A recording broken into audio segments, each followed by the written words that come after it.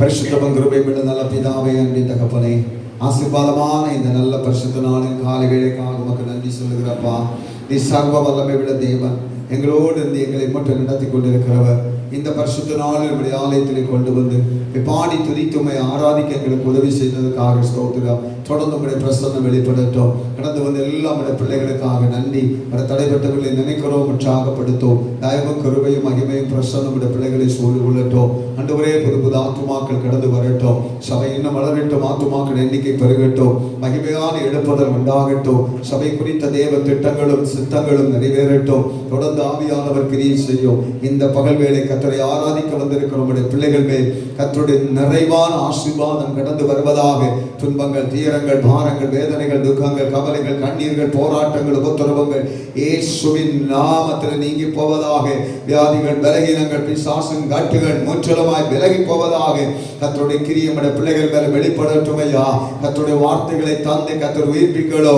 கர்த்தருடைய வார்த்தை நம்முடைய பிள்ளைகளுக்கு வல்லமையும் ஜீவனையும் கொண்டு வரட்டும். நீர் எங்களோடு இடைபடும். ஆவியானவர், ஆவியும் ஆண்டவரே உண்மையும் பலனுமாய் இருக்கிற ஆண்டவரே மகிமையான அனுபவத்திலே எங்கள் சபை வளர கர்த்தர் கிரியை செய்யும்படி வார்த்தைகளை தந்து எங்களை உயிர்ப்பியோம். நாங்கள் இவ்வளவு நேரமே ஆராதித்திருக்கிறோம். கர்த்தருடைய சத்தத்தை கேட்க நாங்கள் ஆர்வமாய் காத்திருக்கிறோம். எங்கள் செவிகளை விருத்த சேதனம் பண்ணும். எங்கள் இருதயங்களை விருத்த சேதனம் பண்ணும். ஆண்டவரே, கர்த்தர் சொல்லுகிற ஒரு வார்த்தையும் ஆமென் கீழே விழுந்து போவதில்லை என்று வசனம் சொல்லுகிறதே. சாமுவேலுடைய வாயிலிருந்து வந்த வார்த்தைகள் கீழே விழுந்து போகவில்லையே. ஆமென். யோசுவா சொல்லும் போது மோசேயை கொண்டு கர்த்தர் சொன்ன நல்ல வார்த்தைகளில் ஒன்றும் தவறி போகவில்லை என்று சொன்னது போல இந்த வார்த்தைகள் பலனை கொண்டு வரட்டும். கிரியை செய்யும். நாமத்தை மகிமைப்படுத்த ஒப்பு கொடுக்கிறோம். ஆசீர்வதியும் ஜெயந்தாரும் இயேசுவின் மூலம் எங்கள் ஜெபத்தை ஏற்றுக்கொள்ளும் நல்ல பிதாவே, ஆமென். அல்லேலூயா. ஆண்டவர் இயேசு கிறிஸ்துவின் நல்ல நாமத்தில் இந்த மகிமையான காலை ஆராதனை கடந்து வந்திருக்கிற உங்கள் ஒவ்வொருவருக்கும் மறுபடியும் என்னுடைய அன்பின் வாழ்த்துக்களை தெரிவிக்கிறேன். தேவனாகிய கர்த்தர் ஒவ்வொருவரையும் ஆசீர்வதிப்பாராக. ஸ்தோத்திரம். 1 நாளாகமத்தின் புத்தகம் 17வது அதிகாரம் 17வது வசனம். 1 நாளாகமத்தின் புத்தகம் 17வது அதிகாரம் 17வது வசனம்.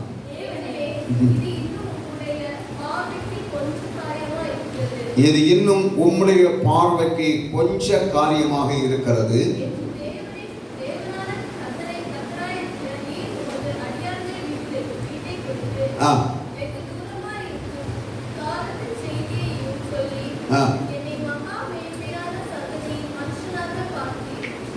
என்னை மகா மேன்மையான சந்ததியின் மனுஷனாக பார்த்தீர். என்னுடைய வீட்டை குறித்து, என் குடும்பத்தை குறித்து வெகு தூரத்தில் உள்ள செய்தி நீர் எனக்கு சொன்னீர். இது உங்களுடைய பார்வையில் கொஞ்ச காரியமா இருக்கிறது. என் பார்வையில ரொம்ப பெருசு, ஆனா உங்களுடைய பார்வையிலே கொஞ்சமாய் இருக்கிறது. என்னை மகா மேன்மையான சந்ததியின் குடும்பத்தில் உள்ள சந்ததியிலோனா என்னை பார்க்கிறேன். இந்த காலை வேளையிலே நாம் ஒன்றை அறிந்து கொள்ள வேண்டும். ஆண்டவர் நாம் ஒவ்வொருவரையும் எப்படி பார்க்கிறார், எப்படி காண்கிறார். மனுஷன் பார்க்கிறபடி தேவன் பார்க்கிறவர் அல்ல. நம்ம பார்க்கிறபடி நம்ம வாழ்க்கையை குறித்து தேவன் பார்க்கிறவரும் அல்ல. நம்ம எப்படி பார்ப்போம்? இப்ப என்ன சூழ்நிலையில் இருக்கிறோமோ, எப்படிப்பட்ட நிலைமையில் இருக்கிறோமோ அதைத்தான் நம்ம பார்ப்போம் இல்லையா? ஐயோ, என் நிலைமை இப்படி இருக்கிறதே, சூழ்நிலை இப்படி இருக்கிறதே, காரியங்கள் இப்படி இருக்கிறதே, நான் இவ்வளவு பிரச்சனை நடுவில் இருக்கிறேனே, சோதனை நடுவில் இருக்கிறேனே, வேதனை நடுவில் இருக்கிறேனே, கடன் பாரங்கள் நடுவில் இருக்கிறேனே, சமாதானம் இல்லாமல் இருக்கிறேனே, இதிலிருந்து எப்படி நான் மீளக்கூடும், எப்படி நான் விடுவிக்க முடியும்? என்னை சூழ்ந்து நான் சுற்றி பார்த்தா எனக்கு ஒரு வாசலும் இல்லை, ஒரு வழியும் எனக்கு தெரியல. அப்படித்தான் நம்ம பார்ப்போம். ஆனா கர்த்தர் உண்மை, நம்ம இருக்கிற நிலைமை உண்மைதான். ஆனா தேவன் நம்ம எப்படி பார்க்கிறார் தெரியுமா? மகா மேன்மை உள்ள சந்ததியின் பிள்ளைகளாய் நம்மை பார்க்கிறார். ஒரு அல்லேலூயா சொல்லுங்க பாப்போம். ஆண்டவர் நம்மை பார்க்கிற விதம் மேலான. ஸ்தோத்திரம். இந்த வசனத்தை நீங்கள் பார்த்தீங்கன்னா இந்த 1 நாளாகமத்தின் புத்தகம் 17ஆம் அதிகாரத்திலே தாவீதோடு ஆண்டவர் பண்ணுகிற உடன்படிக்கை இந்த புத்தகத்தில் இருக்கிறது.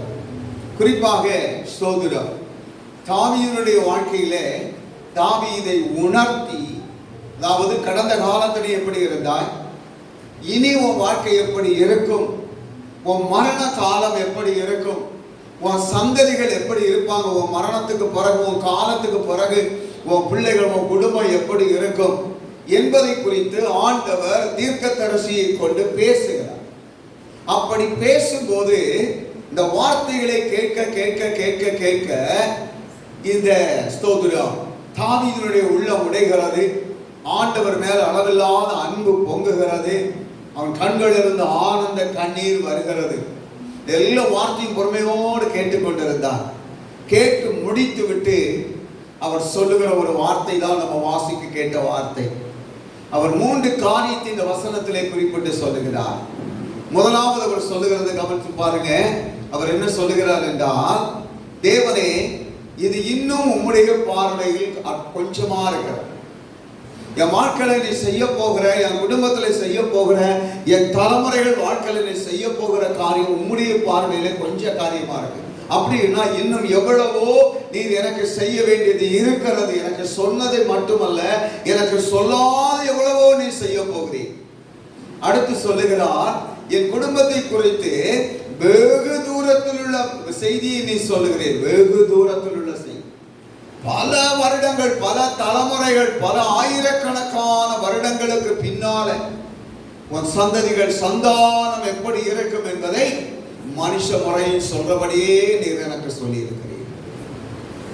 அடுத்து அவர் சொல்லும்போது சொல்லுகிறார், என்னை நீர் இவ்வளவு காரியங்களை சொல்லுகிறீரானால் என்னை பார்க்கிறது சாதாரண ஒரு மனுஷனை போல நீர் பார்க்கல, மகா மேன்மையான குடும்பத்தில் உள்ள மகா மேன்மையான சந்ததியாய் என்னை பார்க்கிறீர் என்று சொன்னார். அடுத்து நீங்க வாசிக்கும் போது அவர் சொல்லுகிறது, இந்த காரியங்கள் எல்லாம் நீர் எனக்கு சொன்னதுனால எனக்கு ஜெபம் பண்ணுகிறதற்கு ஒரு மன தைரியம் கிடைத்தது என்று சொல்லுகிறார். தாவீது அங்கிலிருந்து ஜெபிக்க ஆரம்பித்தார். ஆண்டவர் என்ன சொன்னாரோ, தன்னை குறித்து தன் குடும்பத்தை குறித்து என்ன சொன்னாரோ அந்த காரியங்களை வைத்து தாவீது ஜெபிக்க ஆரம்பித்தார். ஆனா தாவீதுடைய வாழ்க்கையில ஆண்டவர் சொன்னபடி எல்லாம் அப்படியே நடந்தது. இந்த கால வேளையிலே நாம் ஒரு காரியத்தை புரிந்து கொள்ளும். நம்ம எந்த சூழ்நிலையில் இருக்கிறோம், எப்படி இருக்கிறோம், அதெல்லாம் முக்கியம். ஆண்டவர் நம்மை எப்படி பார்க்கிறார், நம்ம வாழ்க்கையை, நம்ம எதிர்காலத்தை கர்த்தர் எப்படி வைக்க வேண்டும் என்று விரும்புகிறார் என்பதைத்தான் நம்ம இந்த கால வேளையிலே புரிந்து கொள்ளும். நான் முதல்ல சொன்னேன், நம்ம பார்க்கிறபடி ஆண்டவர் பார்க்கிறவர் அல்ல. தேவன் நம்மை வித்தியாசமாய் பார்க்கிறார். இந்த தாவீதை குறித்து ஆண்டவர் சொல்லுகிற இந்த காரியத்தை 2 பகுதியாக சொல்லுகிறார். ஒன்று, நீ யார், நீ எப்படிப்பட்டவன், எப்படி இருந்தாய், என்ன செய்தாய், உன் வாழ்க்கை எப்படி இருந்தது என்பதை குறித்து சொல்லிவிட்டு, இனி உன் வாழ்க்கை எப்படி மாறப்போகிறது, கடந்த காலங்களை சொல்லி எதிர்காலத்தை குறித்தும் ஆண்டவர் பேசுகிறார். கடந்த காலங்களை சொல்லி எதிர்காலத்தை குறித்தும் பேசுகிறார். நம்ம வாழ்க்கையை, நம்ம கடந்த காலங்களை சில நேரங்களில் யோசிக்கும் போது சிலர் கடந்த காலங்களை நினைத்து பார்த்து சந்தோஷப்படுவாங்க. என்ன தெரியுமா, கடந்த காலங்கள் எவ்வளவு கஷ்டத்தில் இருந்தேன், ஆனா இப்போதோ ஆண்டவர் என்னை நல்லா வச்சிருக்கிறார் சொல்லுவாங்க. சிலருடைய வாழ்க்கையை பார்த்தா கடந்த காலங்களிலே நல்லா வாழ்ந்திருப்பாங்க, ஆனா இப்போது வாழ்க்கையில பாதிக்கப்பட்டிருப்பாங்க, துக்கப்படுவாங்க. அப்ப கடந்த காலத்தை விரும்புவார்கள். சிலர் கடந்த காலத்தை விரும்ப மாட்டாங்க, சிலர் கடந்த காலத்தை விரும்புவாங்க. வாழ்க்கை எந்த நிலையில் இருக்கிறதோ அதை பொறுத்து தான் இருக்கிறது. ஸ்தோத்திரம். இங்கே ஆண்டவர் தாவீதை குறித்து சொல்லுகிற காரியம், உன்னை மகா மேன்மையான சந்ததியாய் உன்னை பார்க்கிறேன் ஆண்டவர் சொல்றது காரணம். வாசிக்கலாமா? நீங்க அந்த 17ஆம் அதிகாரத்துல 7வது வசனத்தை வாசிங்க. ஆண்டவர் என்ன சொல்லி ஆரம்பிக்கிறார் பாருங்க. இப்போதும் என் தாசனாகிய தாவீதே, சேனைகளின் கர்த்தர் சொல்லுகிறது என்னவென்றால், நீ என் ஜனமாகிய இஸ்ரவேலின் மேல் அதிபதியாய் இருக்கும்படி ஆடுகளுக்கு பின்னே நடந்த உன்னை ஆட்டு தொழுவத்திலிருந்து எடுத்து போதும். நடத்தி வாசிங்க. அது இன்னும் வாசிக்கணும். இப்ப நடத்தி வாசிங்க. முதலாவது ஆண்டவர் தாவீதை குறித்து சொல்லுவது, உன்னை ஆட்டு தொழுவத்திலிருந்து நான் எடுத்தேன். கொஞ்சம் சிந்திங்க. தாவீதுடைய கடந்த கால வாழ்க்கை, உன்னை ஆட்டு தொழுவத்திலிருந்து எடுத்தேன். சங்கீதத்திலே வாசிக்கும் போது கரவல் ஆடுகளுக்கு பின்னால போனார். கரவல் ஆடுகளுக்கு பின்னாலே போனார். நம்ம எல்லாருக்கும் தெரியும், ஆடு வளர்க்கிறவங்க நம்ம நிறைய பேர் ஆடு வளர்க்கிறோம். 1, 2, 4, 5 ஒரு குறிப்பிட்ட அளவு ஆடுகள் வளர்க்கிறோம். ஆடையே வளர்த்து ஆடை வைத்தே தொழில் செய்து ஆடை வைத்தே வாழ்கிற மக்கள் ஒரு கூட்டம் இருக்கிறார். அந்த மக்கள் நூற்றுக்கணக்கான ஆடுகளை வைத்திருப்பாங்க. இந்த நூற்றுக்கணக்கான ஆடுகளை வைத்திருக்கிறவங்க இந்த தாவீதும் அப்படித்தான். தன் தகப்பனுடைய ஆடுகள் எல்லாம் வைக்கிற அந்த காலத்தில் இஸ்ரவேலுடைய முக்கியமான வருமானம் ஆடு மாடுகள் தான். முக்கியமான வருமானம் ஆடு. இந்த தாவீது ஆடு மேய்க்கிறான். எப்படி மேய்க்கிறான்? நூற்றுக்கணக்கான ஆடுகளை மேய்க்கிறவன். கொஞ்சம் சிந்திங்க, இந்த ஆடு மேய்க்கிறவனுக்கு நல்ல நாகரிகம் இருக்குமா? நம்ம போல நல்ல பேண்ட் ஷர்ட் போட்டு டிப்டாப்பா கையில வாட்சை கட்டி கண்ணாடியை வச்சு கவுதுடா மீசையெல்லாம் முறுக்கி விட்டு தவுத்தல செங்கெல்லாம் அடிச்சு தலைமுடி அங்கேயும் ஒரு மணி காட்டில் அசையாம டிப்டாப்பா ஒரு ஆடு மேய்க்கிறவன் நடக்க முடியுமா? நடப்பானா? சிந்திங்க, கொஞ்சம் நல்லா சிந்திக்கலாம். ஆண்டவர் இன்றைக்கு நம்முடைய மனக்கண்களை திறக்கணும். ஆட்டு தொழுவத்திலிருந்து எடுத்தேன்னு சொல்றாரு. ஆட்டு தொழுவம். மாடு வளர்க்கிறவங்க மாட்டுக்கு ஒரு தொழுவத்தை வச்சிருப்பாங்க. அவங்க காலையில மாட்டுக்கு பாலை கலந்து அதுக்கு ஆகாரத்தை கொடுத்து அது என்ன செய்வாங்கன்னா அந்த மாட்டை தன் தொழுவத்திலிருந்து வெளியே கொண்டு கட்டுவாங்க, இன்னொரு இடத்துல கட்டுவாங்க. அதே போலதான் ஆட்டையும் தன் தொழுவத்திலிருந்து முதல்ல வெளியே கொண்டு வந்து விட்டு அந்த ஆட்டின் தொழுவத்தை அல்லாவிட்டால் மாட்டின் தொழுவத்தை சுத்தம் பண்ணுவாங்க. இரவு முழுவதும் அந்த ஆடுகள் கழித்திருக்கிற அந்த யூரின் மோஷன் எல்லாம் அந்த இடத்துல சுத்தம் பண்ணுவாங்க. தாவீதுடைய ஆரம்ப கால வாழ்வை நீங்க நல்லா கவனிக்கணும். நீங்க எந்த நிலையில் இருந்து ஆண்டவர் இன்றைக்கு உங்களை இந்த நிலைக்கு கொண்டு வந்திருக்கிறார் என்பதை உங்க வாழ்க்கையின் பின்னணியத்தை திரும்பி பார்க்கும்படி கர்த்தர் நமக்கு இன்றைக்கு கண்களை திறக்கணும். இன்றைக்கு நம்ம மேன்மையா இருக்கிறோம். ஒரு காலத்தில் எப்படி இருந்தோம்? ஆடு மேய்க்கிறவன் ஒரு நல்ல வஸ்திரம் உடுப்பானா?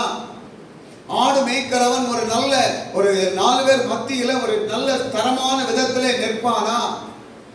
கொஞ்சம் யோசித்து பாருங்க. ஆடு மேய்க்கிறவனுக்கு விதவிதமான உணவுகள் கிடைக்குமா? யோசித்து பாருங்க. கிராமப்புறங்கள்ல ஆடுகளை நிறைய மேய்க்கிறவங்களை நீங்க பாத்தீங்கன்னா அவன் கையில ஒரு கம்பு இருக்கும், அவன் இடுப்புல ஒரு அருவா தொங்கப்பட்டிருப்பான், அவன் கையில ஒரு வாளியில கஞ்சி வச்சிருப்பான், சாப்பாடு மதிய தேவையான சாப்பாடு ஒரு வாளியில் வச்சிருப்பான், ஒரு டவல் எடுத்து தலையில கட்டி இருப்பான். சட்டை போடுறவங்க இருக்கா, சட்டை போடாதவங்க இருக்கா. ஒரு லிங்கியோ அல்லாவிட்டால் அதற்கு ஏற்ற ஒரு வஸ்திரத்தை உடுத்திருப்பான். இவன் ஆடுகளுக்கு பின்னால அவனுடைய குறிக்கோள் எல்லாம் என்னன்னா தன் வாழ்க்கையில நம்ம நல்லா நீட்டா இருக்கணும், நம்ம நல்லா சாப்பிடணும், நம்ம திருப்தியா இருக்கணும். அதல்ல ஆடுகளை மேய்க்கணும், ஆடுகளை வளர்க்கணும், ஆட்டு மந்தையை பெருக்கணும், அதுல கவனமா இருப்பான். அப்போ அவனுடைய நிலைமையை கொஞ்சம் யோசித்து பாருங்க. அப்படிப்பட்ட ஒரு ஏழ்மையான, அப்படிப்பட்ட ஒரு தாழ்ந்த, அப்படிப்பட்ட ஒரு மதிப்பில்லாத ஒருவனை ஆண்டவர் சொல்லுகிறார், உன்னை ஆட்டு தொழுவத்திலிருந்து நான் தெரிந்தெடுத்தேன். ஒரு மனுஷனை மகா மேன்மையான மனுஷனாய் ஆண்டவர் பார்க்கிறார் என்று சொன்னால் நம்ம கவனிக்க வேண்டிய காரியம் அதுதான். நல்லா படித்தவன், நல்ல பட்டத்தில் இருக்கிறவன், நல்ல பதவியில் இருக்கிறவன், நல்ல ஐஸ்வர்யவான், நல்ல பியூட்டி பார் மேக்கப்ல நடக்கிறவங்க, நல்ல டிப்டாப் நிலைமையில நடக்கிறவங்க, அவங்களைத்தான் ஆண்டவர் தெரிந்தெடுத்து நீதான் தகுதின்னு சொல்லி அவனை மேன்மைப்படுத்துவார் என்று நினைக்காதீங்க. நீதிபதியில் சொல்லப்பட்டிருக்கிறது, மேன்மைக்கு முன்னானது தாழ்மை. கர்த்தர் தாழ்மையிலிருந்து தான் ஒருவரை தூக்கி எடுக்கிறார். எவ்வளவு மேன்மை இருந்தாலும் நமக்குள் இருக்க வேண்டிய ஒன்று தாழ்மை. அந்த தாழ்மையை தான் ஆண்டவர் எதிர்பார்க்கிறார். தாவீதுடைய வாழ்க்கை கொஞ்சம் நினைச்சு பாருங்க. ஆண்டவரே சொல்லுகிறார், நீ ஆட்டு தொழுத்துல இருந்த, ஆட்டு தொழுத்தை சுத்தம் பண்ணி கொண்டிருந்த, ஆட்டுக்கு உணவு கொடுத்து கொண்டிருந்தான், ஆடு மேய்த்து கொண்டிருந்தான். காலையில இருந்து ராத்திரி வரை உன் வேலை அதுதான். தூங்குறது மட்டும்தான் உனக்கு சமயம். மீதி எல்லாமே நீ ஆட்டு தொழுதுல, நீ ஆடை போல மாறிட்ட. அப்படி இருந்த ஒண்ணு, அப்படி இருந்த ஒண்ணு. ஆடு மேய்க்கிற ஒரு கல்யாணம் விட்டு போவானா? சீக்கிரமா போக மாட்டான். போகணும்னாலும் அதுக்கு வரைகளை ஒழுங்கு பண்ணிட்டு இந்த சாப்பாடு பந்தி வச்சிருக்கான்னு பார்த்து பந்தி வச்ச நேரத்தில் ஓடி போகாம சாப்பிடாம ஓடி வந்துடுவான். வேற எதுல உனக்கு நேரம் செலவிட முடியாது. பெரிய ஸ்டாண்டர்டா இருக்கிறவங்க, நல்ல கனத்துக்குரியவங்க, கொஞ்சம் மதிப்புக்குரியவங்க, ஆடு வைக்கிறவங்களை கூப்பிட்டு என் வீட்டில் கல்யாணம் இருக்கப்ப வந்துருன்னு சொல்லுவாங்களா? அழைப்பு கொடுப்பாங்க? அதுவும் கொடுக்க மாட்டாங்க. தன்னை குறித்து தாவீது என்ன சொல்றாரு தெரியுமா? ஆண்டவர் சொல்றதை நான் சொல்றேன். அவன் தன்னை குறித்து என்ன சொல்லுகிறான் தெரியுமா? தாவீதுக்கு திருமண நாள் வந்தது. தாவீதுக்கு திருமண நாள் வந்த போது ஒருத்தர் சொல்றான், என் மகளை உனக்கு கல்யாணம் பண்ணி கொடுக்க போறேன். ஆட்களை கூப்பிட்டு சொல்றா, நீங்க தாவீது இடத்துல பேசுங்க, என் மகளை உனக்கு கல்யாணம் பண்ணி தர போறேன்னு சொல்லி சொல்லுங்க. யாரு?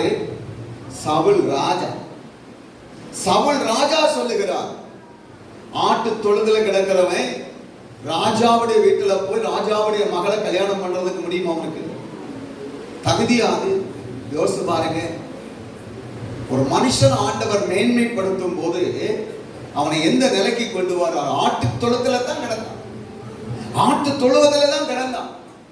நாகரிகம் இல்லை, படிப்புக்கு முக்கியத்துவம் கொடுக்கல, வேற ஒரு காரியத்துக்கு நேரம் செலவிடல, நல்ல வஸ்திரம் எடுக்கல. சுருங்க சொன்னா காலில் போடுறதுக்கு செருப்பு, நல்ல செருப்பு இல்லை. ஆடு வைக்கிறவங்க காலில் போட்டுருக்க செருப்பு பாருங்க, இந்த உப்பு குத்தி எல்லாம் ஓட்ட வந்து இருக்கும், பார் அத்து இருக்கும். ஒன்னி ஊக்கு வச்சு கட்டி பொறுத்து வச்சிருப்பாங்க, இல்லைன்னா ஏதாவது வச்சு கட்டி வச்சிருப்பாங்க. இதான் ஆடு வைக்கிறவங்களுடைய நிலைமை. அவனுக்கு இப்ப வர்ற வாழ்க்கை எங்க இருந்து? ராஜாவுடைய மகளை கல்யாணம் பண்ணி கொடுக்க போறார். அவர் அதுக்கு என்ன பதில் சொல்றாரு பாருங்க. ஸ்தோத்திரம். 1 சாமுவேல் 18ஆம் அதிகாரம் 23ஆம் வசனம் வாசிங்க. 1 சாமுவேல் 18ஆம் அதிகாரம் 23. பேசினார்கள். அப்பொழுது தாவீது, நான் ராஜாவுக்கு மருமகன் ஆகிறது அது லேசான காரியமா?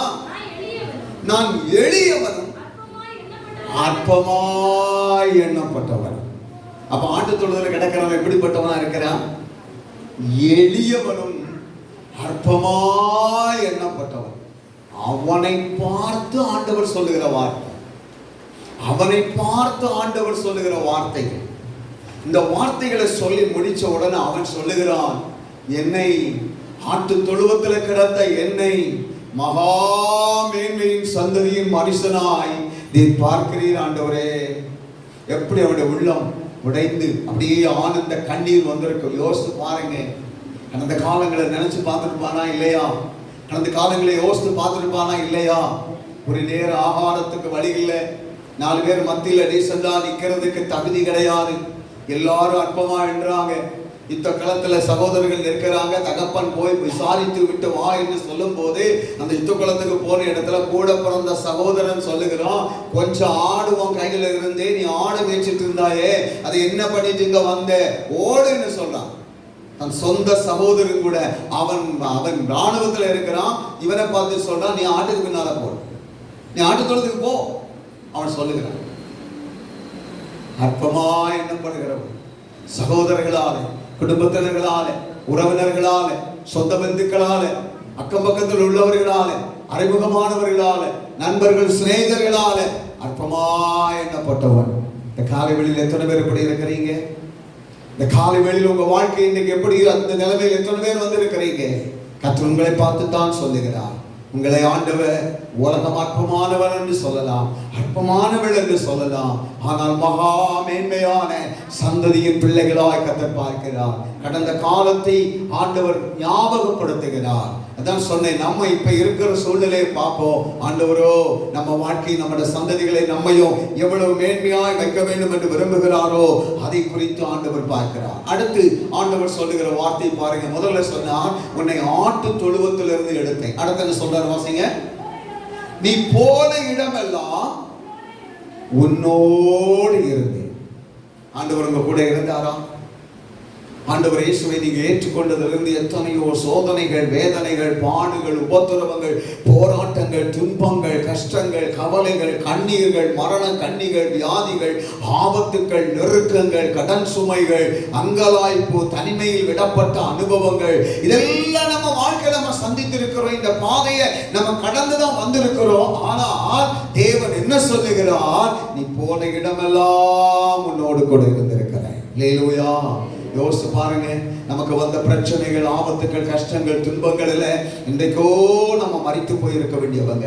இந்த உலகத்தில் இப்படி ஒரு நபர் இருந்தாருன்னே அறிமுகம் இல்லாத அளவுக்கு போக வேண்டிய நம்மை நம் தேவன் நம்மோடு கூட இருந்திருக்கிறார். எங்கெல்லாம் போனோம், என்ன ஆபத்து வந்தது, என்ன கஷ்டம் வந்தது, எல்லா இடத்திலும் தேவன் நம்மோடு இருந்திருக்கிறார். அழகான கடந்த கால வாழ்க்கையை ஆண்டவர் ஞாபகப்படுத்துறாரு. பாத்தீங்களா? கொஞ்சம் நம்ம சிந்திக்கணும். ஆண்டவர் எப்படியெல்லாம் நம்ம நடத்தி வந்திருக்கிறார். நம்மமே எத்தனை நேரம் யோசித்தோம், எல்லாம் வாழ்லாம் முடிஞ்சு போச்சு. எத்தனை தடவை நம்ம இனி நம்ம வாழ்றதை விட, தலைகுனிந்து வாழ்றதை விட நம்ம சாகிறது நல்லதுன்னு தற்கொலை பண்றது கூட தீர்மானித்தோம். சாவு வராதா என்று சொல்லி நம்ம மாற்றித்தோம். அந்த ஒரே எடுத்துக்கொள்ள கூடாதா என்று நம்ம ஜெபம் பண்ணினோம். யோசிச்சு பாருங்க, அந்த நேரங்களில் எல்லாம் தேவன் நம்மோடு கூட இருந்தார். அந்த நேரங்களில் எல்லாம் கர்த்தர் கூட இருந்தார். இது யார் சொல்ற வார்த்தை? மனுஷன் சொல்ற வார்த்தை அல்ல. தேவன் சொல்லுகிறார், நீ போன இடங்களில் எல்லாம் உன்னோடு கூட இருக்கு. நீங்க எல்லாம் போனாயோ, எதெல்லாம் செய்தாயோ, கடந்த காலங்கள் எத்தனை வருஷம் நீ வாழ்ந்தாயோ, அத்தனை வருஷமும் உன்னோடு கூட இருந்தேன். அதுல 1-2 காரியம் அவர் கூட இருந்து செய்ததை அந்த வசனத்துல சொல்லி இருக்கு. வாசிங்க. உன்னோடு கூட இருந்து உன் சத்துருக்களை எல்லாம் உனக்கு முன்பாக நிர்மூலம். ஆண்டவர் நம்ம கூட இருந்து என்ன செய்திருக்கிறார் தெரியுமா? நம்முடைய சத்துருக்களை நிர்மூலமாக்கி இருக்கிறார். நம்முடைய சத்துருக்கள் யாரு? யாரெல்லாம் நம்ம அழியணும், நம்ம குடும்பம் அழியணும், நம்ம தலைமுறைகள் அழியணும்னு சொல்லி விரும்பினாங்களோ அவங்களே கர்த்தர் அழிச்சாரே தவிர நம்மை கர்த்தர் அழிவுக்கு ஒப்பு கொடுக்கல. எத்தனை பேர் ஆமென் சொல்ல முடியும்? அல்லேலூயா. கர்த்தர் கூடவே இருந்தாருன்னா, ஒருவேளை இதுவரைக்கும் உங்க வாழ்க்கையில ஒரு மேன்மையை நீங்க அடையாம இருந்திருக்கலாம். அடுத்த கட்டத்தை நம்ம சிந்திப்போம், கவனிங்க. ஆனால் கர்த்தர் இதுவரைக்கும் உங்க வாழ்க்கையில ஒரு மேன்மையை நீங்கள் புரிந்து கொள்ள, உணர்ந்து கொள்ள முடியாத நிலைகள் இருந்தாலோ கர்த்தர் என்ன செய்திருக்கிறார்? உங்கள் சத்துருக்களை அழித்திருக்கிறார். உங்களை கொல்ல நினைத்த, உங்களுக்கு ஆபத்துக்களை கொண்டு வந்து உங்களை அழிக்க நினைத்த, வியாதியை கொண்டு வந்து உங்களை அழிக்க நினைத்த, வில்லு சூனியங்களை செய்து உங்களை, உங்க குடும்பத்தை அழிக்க நினைத்த, அவமானமான இல்லாத வார்த்தைகளை சொல்லி உங்களை அவமானப்படுத்தி தேசத்தை விட்டு துரத்துவதற்காக உங்களுக்கு எதிராக பொய் வார்த்தைகளை அம்புகளை போல எடுத்து எறிந்த அந்த சத்துருக்களை எல்லாம் தேவன் அழித்து போட்டார். அந்த இடங்களில் எல்லாம் கர்த்தர் நம்முடைய தலைகளை நிமிர்த்தி நிறுத்தி இருக்கிறார். அல்லேலூயா சொல்லலாமா? அல்லேலூயா. கர்த்தர் இவ்வளவு நல்லவரா இருந்திருக்கிறார். எங்க இருந்து எடுத்தால்? ஆட்டு தொழுதுல இருந்து. ஆண்டவர் ஒரு மனுஷனை மென்மையான நிலைக்கு கொண்டு வர்றதுக்கு நிறைய காரியம் செய்கிறாரு. அது கொஞ்சம் டைம் ஆகுது, பார்த்தீங்களா? கொஞ்சம் காலம் ஆகிறது இல்லையா? பொறுமையோடு நம்ம இருக்கணும். ஆண்டவர் சுமத்தில் நம்ம பொறுமையோடு காத்திருக்கணும். நிச்சயமாக கர்த்தர் மேன்மைப்படுத்துவோம். அடுத்து என்ன சொல்லப்பட்டிருக்கு பாருங்க. பூமியில் இருக்கிற பெரியவர்களின் நாமத்திற்கு ஒத்த நாமத்தை உனக்கு உண்டாக்கி. அப்படின்னா நம்முடைய பெயரை பிரஸ்தாபமாக்கினார் ஆண்டவர். நம்ம பெயரை பிரஸ்தாபமாக்கினார். நம்ம பெயரை சொன்னாலே அநேகர் பயப்படவும் நடுங்கவும் தக்கதான விதத்துல கர்த்தர் பெருமைப்படும். ஆபிரகாம் அதுதானே சொன்னார், உன் பெயரை நான் பெருமைப்படுத்துவேன், உன் பெயரை பெருமைப்படுத்துவேன். ஏசாயா தீர்க்கதரிசியிலே சொல்லும் போது உன் சந்ததிகள் அநேகரால் அறியப்பட்டிருப்பார்கள் என்று சொன்னார். அப்படின்னா ஒரு பெயர் உச்சரிக்கும் போது யார் யாருங்கிறத தேசம், தேசத்தின் ஜனங்கள், வெகு தூரத்தில் உள்ள ஜனங்கள், ராஜ்யங்கள் அறியத்தக்க விதத்திலே ஆண்டவர் பெயரை பெருமைப்படுத்துகிறார். நம்மளை சொல்லும் போதே பிசாசு நடுங்குவான். நம்ம பெயரை சொல்லும் போதே மனுஷர்கள் நடுங்குவாங்க. நம்ம பெயரை சொல்லும் போதே அதிகாரங்கள் நடுங்க ஆரம்பிக்கும். அந்த அளவுக்கு ஆண்டவர் நம்மை நம்ம மேன்மைப்படுத்தப்படுகிற நாட்களில் அந்த அளவுக்கு ஆண்டவர் நம்முடைய பெயரை பிரஸ்தாபமாக்குவார். பெரிய ஜாதிகளுக்குள்ள பெயர், பெரியவங்களுடைய பெயரை ஆண்டவர் நமக்கு போடும். இன்றைக்கு எத்தனையோ பார்க்கிறதுக்கு அற்பமான விதத்துல இருப்பாங்க. ஆனா எத்தனையோ தெய்வ பிள்ளைகளை கண்டு பிசாசு நடுங்குகிறான் தெரியுமா? காரணம் அவங்களுக்கு பயப்பட மாட்டான், அவர்களுடைய முழங்காலுக்கு பயப்படுவான். அல்லேலூயா. எத்தனையோ மனுஷர்கள் தேவனுடைய பிள்ளைகளுடைய முழங்காலுக்கு பயப்படுறாங்க. காரணம் என்ன? வேதம் சொல்லுகிறது, இஸ்ரவேலே உனக்கு ஒப்பானவன் யார்? ரட்சிக்கப்பட்ட ஜனமே உனக்கு ஒப்பானவன் யார்? நாம் தேவனுடைய பிள்ளைகளானால், ஒரு ஆவிக்குரிய தெய்வ பிள்ளையானால், நாம் ஒரு விசுவாசி ஆனால் நம்மை கண்டு உலகம் பயப்படும், நம்மை கண்டு பிசாசு பயப்படுவான், நம்மை கொண்டு ஜாதிகள் பயப்படுவாங்க. அந்த அளவுக்கு ஆண்டவர் நம்முடைய பெயரை ஆண்டவர் மேன்மைப்படுத்துகிறார், நம்முடைய பெயரை மேன்மைப்படுத்துகிறார். அடுத்த வாசிங்க. சரி, இனி 11ஆம் வசனம் வாசிங்க. 17, 11 நல்ல கவனிங்க. நான் இதுவரை சொன்னது தாவீதுடைய கடந்த கால வாழ்க்கையை ஆண்டவர் என்ன செய்து எப்படி அவரை உருவாக்கி வைத்திருக்கிறார்கள் சொன்னேன். ஆட்டுத்தொழுதிலிருந்து எடுத்தார், தோதுரம் ஆட்டுத்தொழுதிலிருந்து எடுத்ததான அந்த தாவீதோடு கூட அவர் கஷ்டப்பட்ட எல்லா காலங்களிலும் கூடவே கர்த்தர் இருந்து சத்துருக்கள் நடுவில் அவரை வெட்கப்படுத்தாம கைவிடாம பெருக்குடைய இஷ்டத்துக்கு ஒப்பு கொடுக்காம கர்த்தர் சத்துருக்களை அழித்து தாவீதை விடுதலையாக்கி வெற்றி சிறக்க பண்ணி இருக்கிறார். தாவீதுடைய பெயர் மிக பிரஸ்தாபமாக கூடிய விதத்துல கொண்டு வந்திருக்கிறார். அடுத்து என்ன செய்ய போறாருன்னா, உன் எதிர்காலம் எப்படி இருக்கும்னு சொல்ல போறார். உன் எதிர்காலம் இதெல்லாம் கேட்டுட்டு தான் தாவீது ஒரே வார்த்தையில சொல்லுகிறார், என்னை மகா மேன்மையான சந்ததியின் மனுஷனா பாக்குறீங்க ஆண்டவரே. அடுத்து ஆண்டவர் உன் வாழ்க்கை எதிர்காலம் எப்படி இருக்கும்? 11ஆம் வசனம் வாசிங்க. நீ உன் பிதாக்களிடத்தில் போக உன் நாட்கள் நிறைவேறும் போது, அப்படின்னா என்ன? நீ மரணம் அடைகிற காலம் வரும்போது, நீ மரிக்க போகிற காலம் வரும்போது, இந்த உலகத்தின் ஓட்டத்தை நீ ஓடி முடிக்கிற காலம் வரும்போது, நான் உனக்கு பின்பு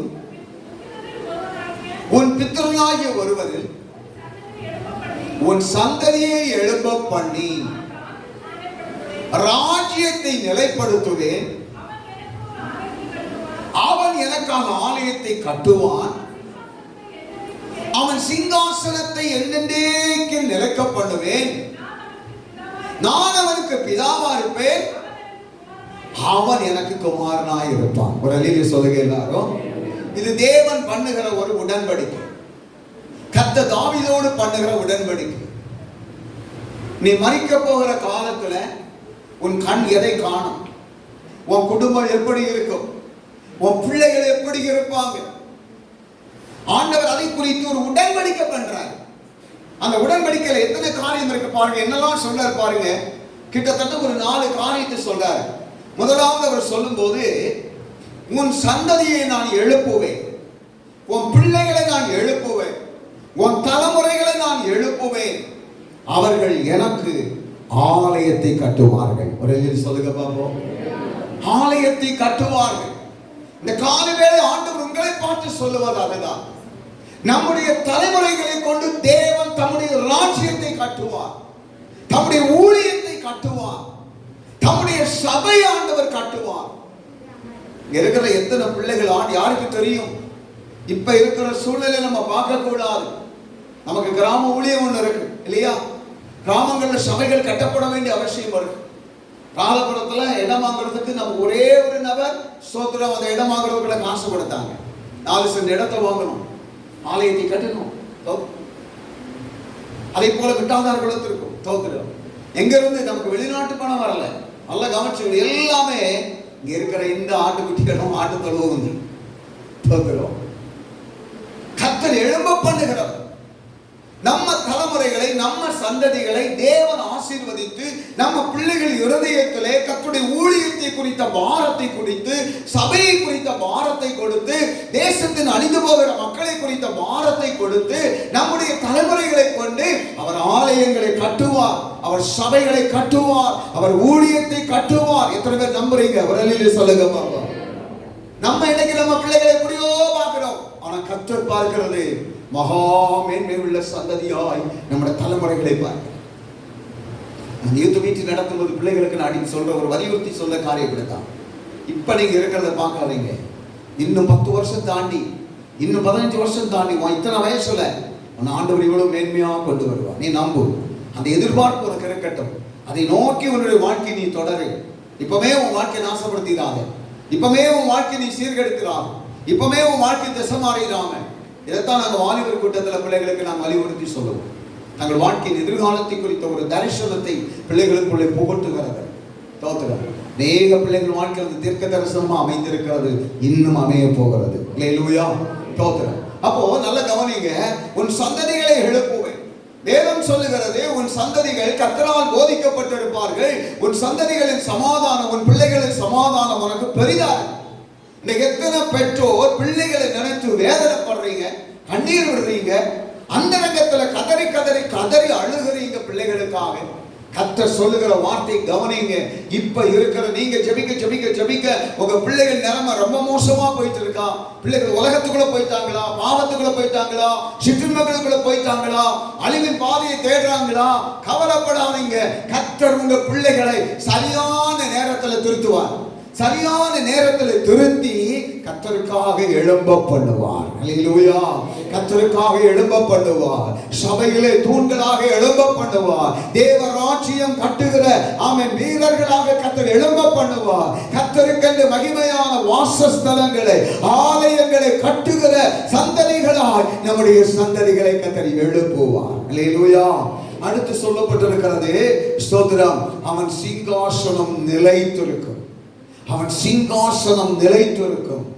யாரும் அவனுடைய சிங்காசனத்தை அசைக்க முடியாது, யாரும் பிடுங்கி போட முடியாது. அன்னைக்கு வேதத்துல வாசித்தீங்கன்னு சொன்னா, ஸ்தோத்திரம், சங்கீதம் 89 34 36 வரை நீங்க வீட்டுல போய் வாசிங்க. 34, 35, 36 3 வசனங்களை வாசிக்கும் போது தலைமுறை தலைமுறை தலைமுறையாய் கர்த்தர் தாவீதுக்கும் அவன் சந்ததிக்கு செய்ய போகிற காரியங்களை குறித்து அங்கே குறிப்பிடப்பட்டிருக்கிறது. நோட் பண்ணிக்கிறங்க, வீட்டுல போய் வாசிங்க, சமயம் நமக்கு அனுமதிக்கிறது இல்லை.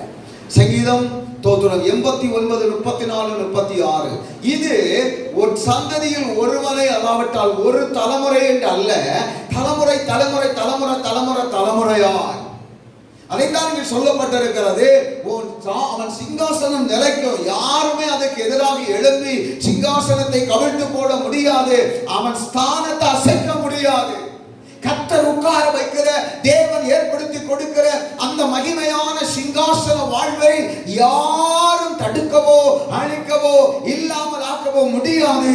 நான் நிலைப்படுத்துவேன். அது தலைமுறை தலைமுறையா இருக்கும்.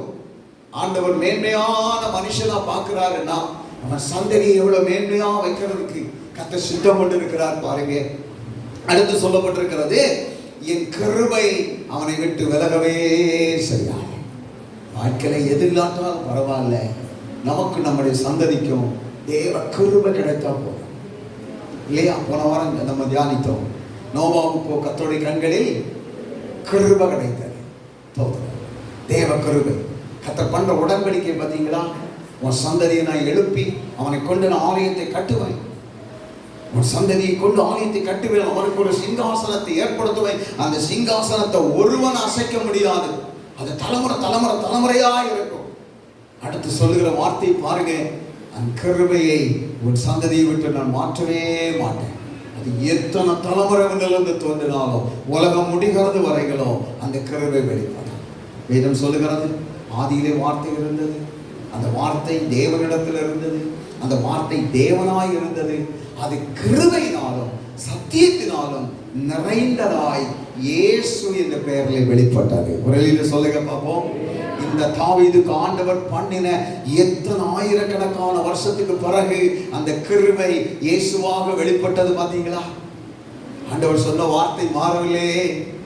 தலைமுறை தலைமுறை தலைமுறையா இன்று வரையிலும் தாவீதின் சிங்காசனம் நிலைத்திருக்கிறது. இன்று வரையிலும் தாவீதின் சிங்காசனத்தை ஆண்டவர் ஸ்தாபித்திருக்கிறார். உலக நாடுகள் எவ்வளவு முயற்சித்தாலோ தாவீதின் சிங்காசனத்தை அசைக்கவோ அழிக்கவோ முடியாது. காரணம், அது தேவ கிருபையில நிலைநிறுத்தப்படுகிறது. அது தேவனுடைய கிருபையினாலே கிடைத்த ஒன்று. அந்த தேவ கிருபையினாலே கிடைத்ததை பிசாசோ மனுஷனோ அதிகாரமோ உலகமோ எதுவோ மாற்ற முடியாது. சந்ததிகளை குறித்து ஆண்டவர் பண்ற உடன்படிக்கை பாருங்க. அடுத்து என்ன சொல்லுகிறார்? நான் அவனுக்கு தேவனா இருப்பேன், அவன் என்னுடைய. ஏன் அப்படி மௌனமா இருக்கிறீங்க? என்னுடைய பிள்ளைகளா இருப்பான், குமாரனா இருப்பான், என் குமாரத்தியா இருப்பான். இன்னைக்கு பாருங்க, எத்தனையோ ஆவிக்குரிய குடும்பங்களில் இந்த பெற்றோர் நல்ல ஆவிக்குரிய அனுபவத்தில் இருப்பாங்க, விசுவாச வாழ்க்கை செய்வாங்க, நல்லா ஜெபிப்பாங்க, நல்லா ஆராதிப்பாங்க, ஆண்டவர் மேலே பற்றுதலாக இருப்பாங்க. எவ்வளவோ பாடுகள், கஷ்டங்கள், வேதனைகள், துன்பங்கள், சோதனைகள், உபத்திரவங்களை சகித்து ஆண்டவருக்காக வைராக்கியமாக நின்றிருப்பாங்க. ஆனால் அடுத்த தலைமுறைகளை பாருங்க, உலகத்துக்குள்ளே போய் கிடக்கு, உலகத்துக்குள்ளே போய் கிடக்கு. ஆண்டவரை குறித்து சிந்திக்கிறதுல, பைபிள் வாசிக்காது, ஜெபிக்காது, ஆலயத்துக்கு போகாது, தோத்திரம், தெய்வ பயம் கிடையாது, தோத்திரம், அப்படிப்பட்ட நிலைமையில் போகிறது தலைமுறை. வேதம் என்ன சொல்லுகிறது? ஒரு சந்ததி கர்த்தரை சேவிக்கும், தலைமுறை தலைமுறையால் அது கர்த்தருடைய சந்ததி எனப்படும். இதுக்கு முக்கியமான ஒரு காரியம் என்ன தெரியுமா? பெற்றோர். பெற்றோர் தான் 100% நல்லா புரிஞ்சுக்கிறீங்க. பிள்ளைகள் கிறிஸ்துவுக்குள்ள நிலைச்சிருக்கிறதும், பிள்ளைகள் கிறிஸ்துவை விட்டு வெளியே போறதுக்கு காரணம் பெற்றோர். ஏன்னா வேதம் சொல்லுகிறது, நீதிமான் நித்திய அஸ்திவாரம் உள்ளவன். நீதிமான் போடுற அஸ்திவாரம் அது நித்திய காலமா நிலைச்சிருக்கும், அது நிலைச்சிருக்கும். மிட்டாதார் குளத்துல போன வாரம் கூட நாங்கள் பேசுவோம். அந்த ஊர் அந்த ஊரில் மண் ஒரு வித்தியாசமான மண். அங்கே நல்ல இதே போல் பில்லர் போட்டு, ரொம்ப கஷ்டப்பட்டு பில்லர் போட்டு தான் சர்ச்சைகள் எழுப்பணும். மேலே சீட்டு போட்டிருக்கு, ஆனால் பில்லர் போட்டு தான் எழுப்பணும். அந்த கிராமத்தில் அதை சுற்றிப்புறம் இருக்கிற பகுதிகளெல்லாம் பார்த்தீங்கன்னா மக்கள் வீடு கட்டி இருக்கிறாங்க, நல்லா கட்டியிருக்காங்க, நல்லா ஸ்ட்ராங்காக கட்டியிருக்கிறாங்க. ஆழமாக தோண்டி நல்ல கல்லெல்லாம் போட்டு மேலே கீழே ஒரு காங்கிரீட் போட்டு, அதுக்கு மேலே கரங்கள் கட்டி, அதுக்கு மேலே பெல்ட்டு போட்டு, சிலர் பில்லரை போட்டு அப்படியெல்லாம் மேலே நல்லா இது பண்ணியிருக்கிறாங்க. ஸ்தோத்திரம். ஒரு குறிப்பிட்ட நாட்கள், ஒரு 5 வருஷம், ஒரு 10 வருஷம் தாண்டி 5 வருஷம் போகாது, அதுக்குள்ளே பார்த்தீங்கன்னா அந்த கட்டிடங்கள் எல்லாம் அங்கேருந்தா வெட்டி போடுது. சில இடங்களெல்லாம் அப்படி இப்போ உள்ளது இருக்கும். இது என்ன ரகசியம் என்ன தெரியும். அப்போது நான் அதில் என்ன புரிஞ்சுக்கிட்டேன்னா, சர்ச்சை கட்டுறதுக்கு முன்னால் நான் யோசித்தேன், இப்போ நம்ம கட்டி வேணாகக்கூடாதுன்னு சொல்லி யோசித்தேன். என்ன அது அந்த இடத்துடைய இந்த சூழ்நிலை என்னென்னா, வெயில் காலம் வரும்போது அந்த மண் நல்லா வெடிக்கும். அது ஒரு சைஸ் களி நல்லா வெடிக்கும். அந்த வெடிப்பு ரொம்ப பெருசாக இருக்கும். நம்ம கையெல்லாம் சும்மா போடலாம், அவ்வளோ பெரிய காலெல்லாம் உள்ள விழுந்துடும், அந்த அளவுக்கு வெடிப்பு பெருசாக இருக்கும். மழை வந்த உடனே என்னன்னு சொன்னால், இந்த சைடில் இருக்கக்கூடியது, அதாவது ஓட்டையாக இருக்கும், சைடில் இருக்கக்கூடியதான இந்த மண்ணுகளெல்லாம் என்ன செய்யும், அந்த குழிக்குள்ளாக போய் இறங்கும். சில குழிகள் அப்படி ஓட்டையாக இருக்கும். அந்த இடத்து மண்ணுடைய ஒரு தன்மை, அதை ஏற்ற விதத்தில் தோற்றம் அதை செய்யலைன்னா அது என்ன செய்ய, அந்த பில்டிங் பாதிக்கும், அது நிலைச்சிருக்க முடியும். அப்போ ஒரு அஸ்திவாரம் போடுகிறது, அந்த இடத்து அந்த மண்ணை குறித்து தெரிந்த மக்களே அஸ்திவாரம் போட்டு நிறைய பேர் பாதிக்கப்பட்டிருக்கிறாங்க. நமக்கு இன்னும் ஒன்றும் பண்ணல, அதோட கிருபையினால உங்களெல்லாம் அப்படி சுற்றியெல்லாம் ஒரு ரவுண்ட் பண்ணி பாருங்க. அஸ்திவாரம் என்பது ரொம்ப முக்கியமானது. ஒரு இடத்தை பொறுத்து, ஒரு மண்ணை பொறுத்து வேலை செய்கிறவங்களுக்கு தெரியும், அந்த இடத்தை பொறுத்து மண்ணை பொறுத்து ஆழமாக போடுவாங்க, பில்லரில் போவாங்க, மற்றபடி செய்யணும்னா செய்வாங்க. அப்போ அஸ்திவாரம், ஏன்னா அது நிரந்தரமானது. இந்த அஸ்திவாரம் நல்லா இருந்தால் தான் அதுக்கு மேலே கட்டப்படுற கட்டடம் ஸ்தானாக இருக்கும். அஸ்திவாரம் அப்போ ஒரு நீதிமானை குறித்து வேதம் சொல்லுகிறது, நீதிமான் போடுகிற அஸ்திவாரம் அது நித்தியமானது, தற்காலிகமானதல்ல. 5 வருஷம் 10 வருஷம் 20 வருஷம் 50 வருஷம் தோத்திரம் இருந்து போறதல்ல. கட்டடம் கட்டுறவங்க எல்லாம் சைடில் முதல்ல கொண்டு போய் ஒரு கட்டடம் போடுவாங்க. என்ன கட்டடம் தெரியுமா? 4 சீட்டை வாங்கி, கொஞ்சம் சிமெண்ட் கல்லை வாங்கி, கீழே 4 கரைகளை போட்டு அதுக்கு மேலே கட்டி சீட்டை போட்டு டெம்பரவரியாக ஒரு சின்ன செட்டை போட்டு ஒரு ரூமை கட்டுவாங்க. அது எதுக்குன்னு சொன்னால், வேலைக்கு வரவங்களுக்கு பொருளை வைக்கணும், சிமெண்ட் மழை நனையாமல் இருக்கணும், இந்த பொருட்களை வைக்கணும். இதுக்காக என்ன செய்வாங்க, ஒரு சின்ன ரூமை போடும். அது தற்காலிகமாக அந்த வீடு கட்டி முடிச்ச பிறகு அதை எடுத்து மாற்றிடுவாங்க. நம்ம ஆவிக்குரிய வாழ்க்கை ஒரு அற்புதத்தை பெற்று, ஒரு அதிசயத்தை பெற்று, ஒரு சுகத்தை பெற்றுட்டு தற்காலிகமாக உள்ள காலத்தில் வாழ்ந்து முடிக்கிற ஆவிக்குரிய அனுபவம் அல்ல. நம்ம அஸ்திவாரம் என்பது, ஆவிக்குரிய வாழ்க்கை என்பது நம்ம போடுற அஸ்திவாரம் ஆழமாக இருக்கும். அதுக்கு என்ன செய்யணும்னா, நம்ம போடுற அஸ்திவாரத்தை ஸ்ட்ராங்காக போடணும். அதைத்தான் சொல்றேன், அநேக பிள்ளைகள் கிறிஸ்துவுக்குள்ள நிலைநிற்காம உலகத்துக்குள்ள போறதுக்கு முக்கியமான காரணம் பெற்றோர்னு சொல்றேன். ஏன் தெரியுமா? வாசிங்க, 1 வசனத்தை வேகமா வாசிங்க. சங்கீதம் 78 1 வாசிங்க. 1-2 வசனம் வாசிப்போம், மீதி நீங்க வீட்டில் போய் வாசிங்க. என் ஜனங்களே, என் உபதேசத்தை கேளுங்கள்.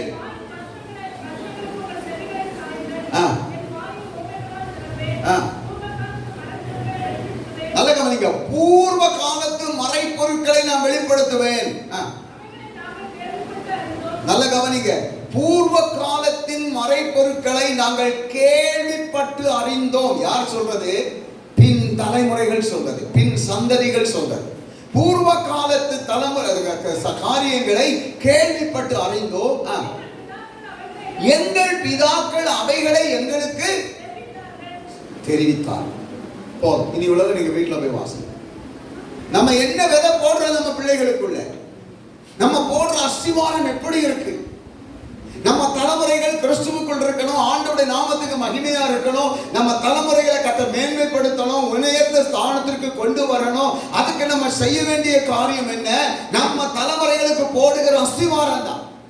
இன்றைக்கு அநேக தலைமுறைகள் உலகத்துக்கு பின்னால போகுது. ஆராதனை இல்லை, ஜெபமும் இல்லை, பைபிள் வாசிப்பு இல்லை, தெய்வ பயம் இல்லை, பரிசுத்தம் இல்லை, உண்மை இல்லை, கர்த்தருக்கு பயப்படுற பயம் இல்லை, ஒரு தேவ அன்பு இல்லை, ஒண்ணுமில்லாம போகுது. வசனத்துக்கு அப்பாற்பட்ட வாழ்க்கை. பேரு கிறிஸ்தவ பேரு, குடும்பம் ஆவிக்குரிய குடும்பம், பந்தேகோஸ்தே குடும்பம். ஆனால் சிலரை பார்த்தீங்கன்னா ஆபரணங்கள் கூட போடாம ஒரு வேறுபட்ட வாழ்வு. தலைமுறைகளின் நிலைமை என்ன ஆகுது? யோசிங்க. நம்ம போட வேண்டிய அஸ்திவாரம் போட சரியா, நம்ம சரியான அஸ்திவாரம் போட. அதைத்தான் இங்க வேதம் சொல்லுகிறது. அவனின் குமாரனா இருப்பான். ஒரு தலைமுறை இல்ல, ரெண்டு தலைமுறை இல்ல, தலைமுறை தலைமுறையாய். அதைத்தான் ஒரு சந்ததி கர்த்தரை சேவித்தால் தலைமுறை தலைமுறை தலைமுறையாய் அது கர்த்தருடைய சந்ததி எனப்படும். அநேக பெற்றோருக்கு பயம். நான் செத்து போன என் பிள்ளைகள் எல்லாம் ஆண்டவர்களை இருப்பாங்களா என்ற பயத்தில் இருக்கிறாங்க நிறைய பெற்றோர். என் பிள்ளைகள் வாழ்க்கை அப்படி போகுது. உலகத்துக்கு தான் முக்கியத்துவம் கொடுத்திருக்கிறாங்க, சயத்துக்கு, மனுஷீகத்துக்கு, மாம்சீகத்துக்கு முக்கியத்துவம் கொடுத்திருக்கிறாங்க. ஆண்டவர் சொல்லுகிற வார்த்தை என்ன? தாவீதே, உன்னை நான் ஆட்டு தொழுதிலிருந்து தெரிந்தெடுத்தேன், உன் சந்ததி என் சந்ததிகள், உன்னுடைய சந்ததிகளுக்கு நான் தேவனாக இருப்பேன். உனக்கு எப்படி தேவனாக இருந்தேனோ அதே போல உன் சந்ததிகளுக்கு நான் தேவனாக இருப்பேன்.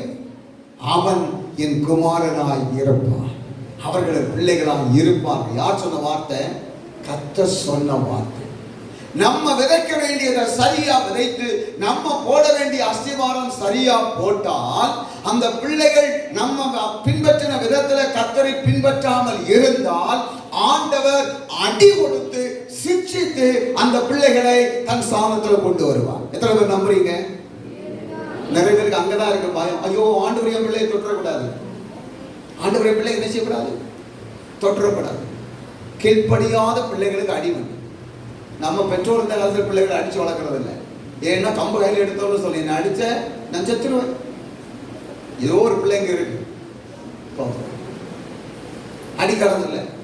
ஆண்டவர் தாவீது மரிக்க போற காலத்தில் அவனுக்கு சொல்லுகிறார், உன் குமாரன் என்னை விட்டு விலகி போனால், கட்டளைகளுக்கு கீழ்ப்படியாமல் போனால், மிலாற்றினாலே அவனை அடித்து நான் திருத்தி அவனை நான் என்ன செய்வேன்? சரிப்படுத்துவேன். அவர் பண்ணின வாழ்க்கையை நிறைவேற்றணும் அல்லவா? உன் சிங்காசனம் நிலைச்சிருக்கும்னு சொன்னாரே, சிங்காசனத்தில் இவனை உட்கார வைக்கணுமே. அவன் தாந்தோந்தியா போனா எப்படி சிங்காசனத்தில் உட்கார்றது? ஆளுங்க அட்டி கொடுத்து திருத்தி கொண்டு வருவார். நம்ம போட வேண்டிய அஸ்திவாரம் சரியா போடும். ஆண்டவரை விட்டு நீ விலகக்கூடாது. பாகம் 28:1 என்ன சொல்லுது? வாசிக்க பார்ப்போம். பாகம் 28:1 வேகமா வாசிக்க. இன்று நான் உனக்கு விதிக்கிறேன். பிள்ளைகள் எல்லாம் நல்லா கவனிங்க. உன் தேவனாகிய கர்த்தருடைய கட்டளைகளின்படி எல்லாம் செய்ய நீ கவனமாய் இருக்கும்படி அவர் சத்தத்துக்கு உண்மையாய் செவி கொடுப்பாயானால் உன் தேவனாகிய கர்த்தர், நல்லா கவனிங்க, பூமியில் உள்ள சகல ஜனங்களிலும் உன்னை மேன்மையாக வைப்பார். ஒரு அல்லேலூயா சொல்லுங்க. தாவீது அதைத்தான் சொன்னார், என்னை மகா மேன்மையின் சந்ததியில் உள்ள மனுஷனா பார்க்கிறீங்களேப்பா. ஆண்டவர் என்ன சொல்லுகிறான்? அதுக்கு பிறகுதான் 14 வசனம் வரைகளும் எப்படியெல்லாம் ஆசீர்வாதம் வரும், ஆசீர்வதிப்பாருன்னு சொல்றாரு. 14 வசனத்துக்கு பிறகு பாருங்க, 1க்கு டபுளா நீ விட்டு விலகி போனா உனக்கு சாபம் வரும்னு சொல்றாரு. அப்போ ஆண்டவர் சொல்ற வார்த்தை, உன் குமாரன் எனக்கு நான் அவர்களுக்கு பிதாவா இருப்பேன், அவர்கள் எனக்கு குமாரனா இருப்பான். ஒரு பெரிய ஆசீர்வாதம். நம்முடைய பிள்ளைகள் கர்த்தருக்குள்ள இருக்கணும், ஆண்டவருக்குள்ள இருக்கணும், கர்த்தரை நேசிக்கணும். ஏன்னா அவர் வச்சிருக்கிற திட்டம் என்ன? அவர்களை சிங்காசனத்தில் உட்கார வச்சு அழகு பார்க்கணும், அவர்களை கொண்டு தேவ ராஜ்யம் கட்டணும், அவர்களை கொண்டு ஆலயம் கட்டணும், அவர்களை கொண்டு ஆண்டவருடைய நாமத்தை மகிமைப்படுத்தணும். அது ஆண்டவர் விரும்புகிற, தேவன் விரும்புகிற காரியம். அதை இப்போது ஆண்டவர் என்ன செய்கிறாரு? தாவீதுக்கு சொல்லி ஒரு சந்ததி இப்படி இப்படி வைப்பேன்னு சொல்லி அவர் உடன்படிக்கை பண்றாரு, கட்டளை சொல்றாரு. நான் கட்டாயம் எப்படி வைப்பேன்ப்பா, வாக்கு கொடுக்கிறார் ஆண்டவர். சந்ததிகளை குறித்து அத்துடைய வேதம் சொல்லுகிறது. ஒரு வசனத்தை நீங்கள் வாசிக்கலாமா? தோத்திரம் 1 நாளாகும் 29:17. 1 நாளாகும் 29:17. என் தேவனே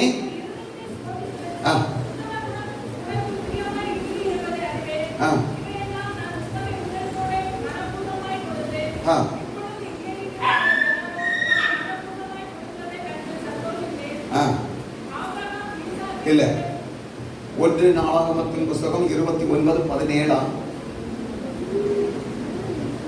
அல்ல கடைசியில் வரும் பாருங்க, எவனையும் மேன்மைப்படுத்தவும் பலப்படுத்தவும் உம்மாலே ஆகும், ஐஸ்வர்யமும் கனமும் உம்மாலே வருகிறது,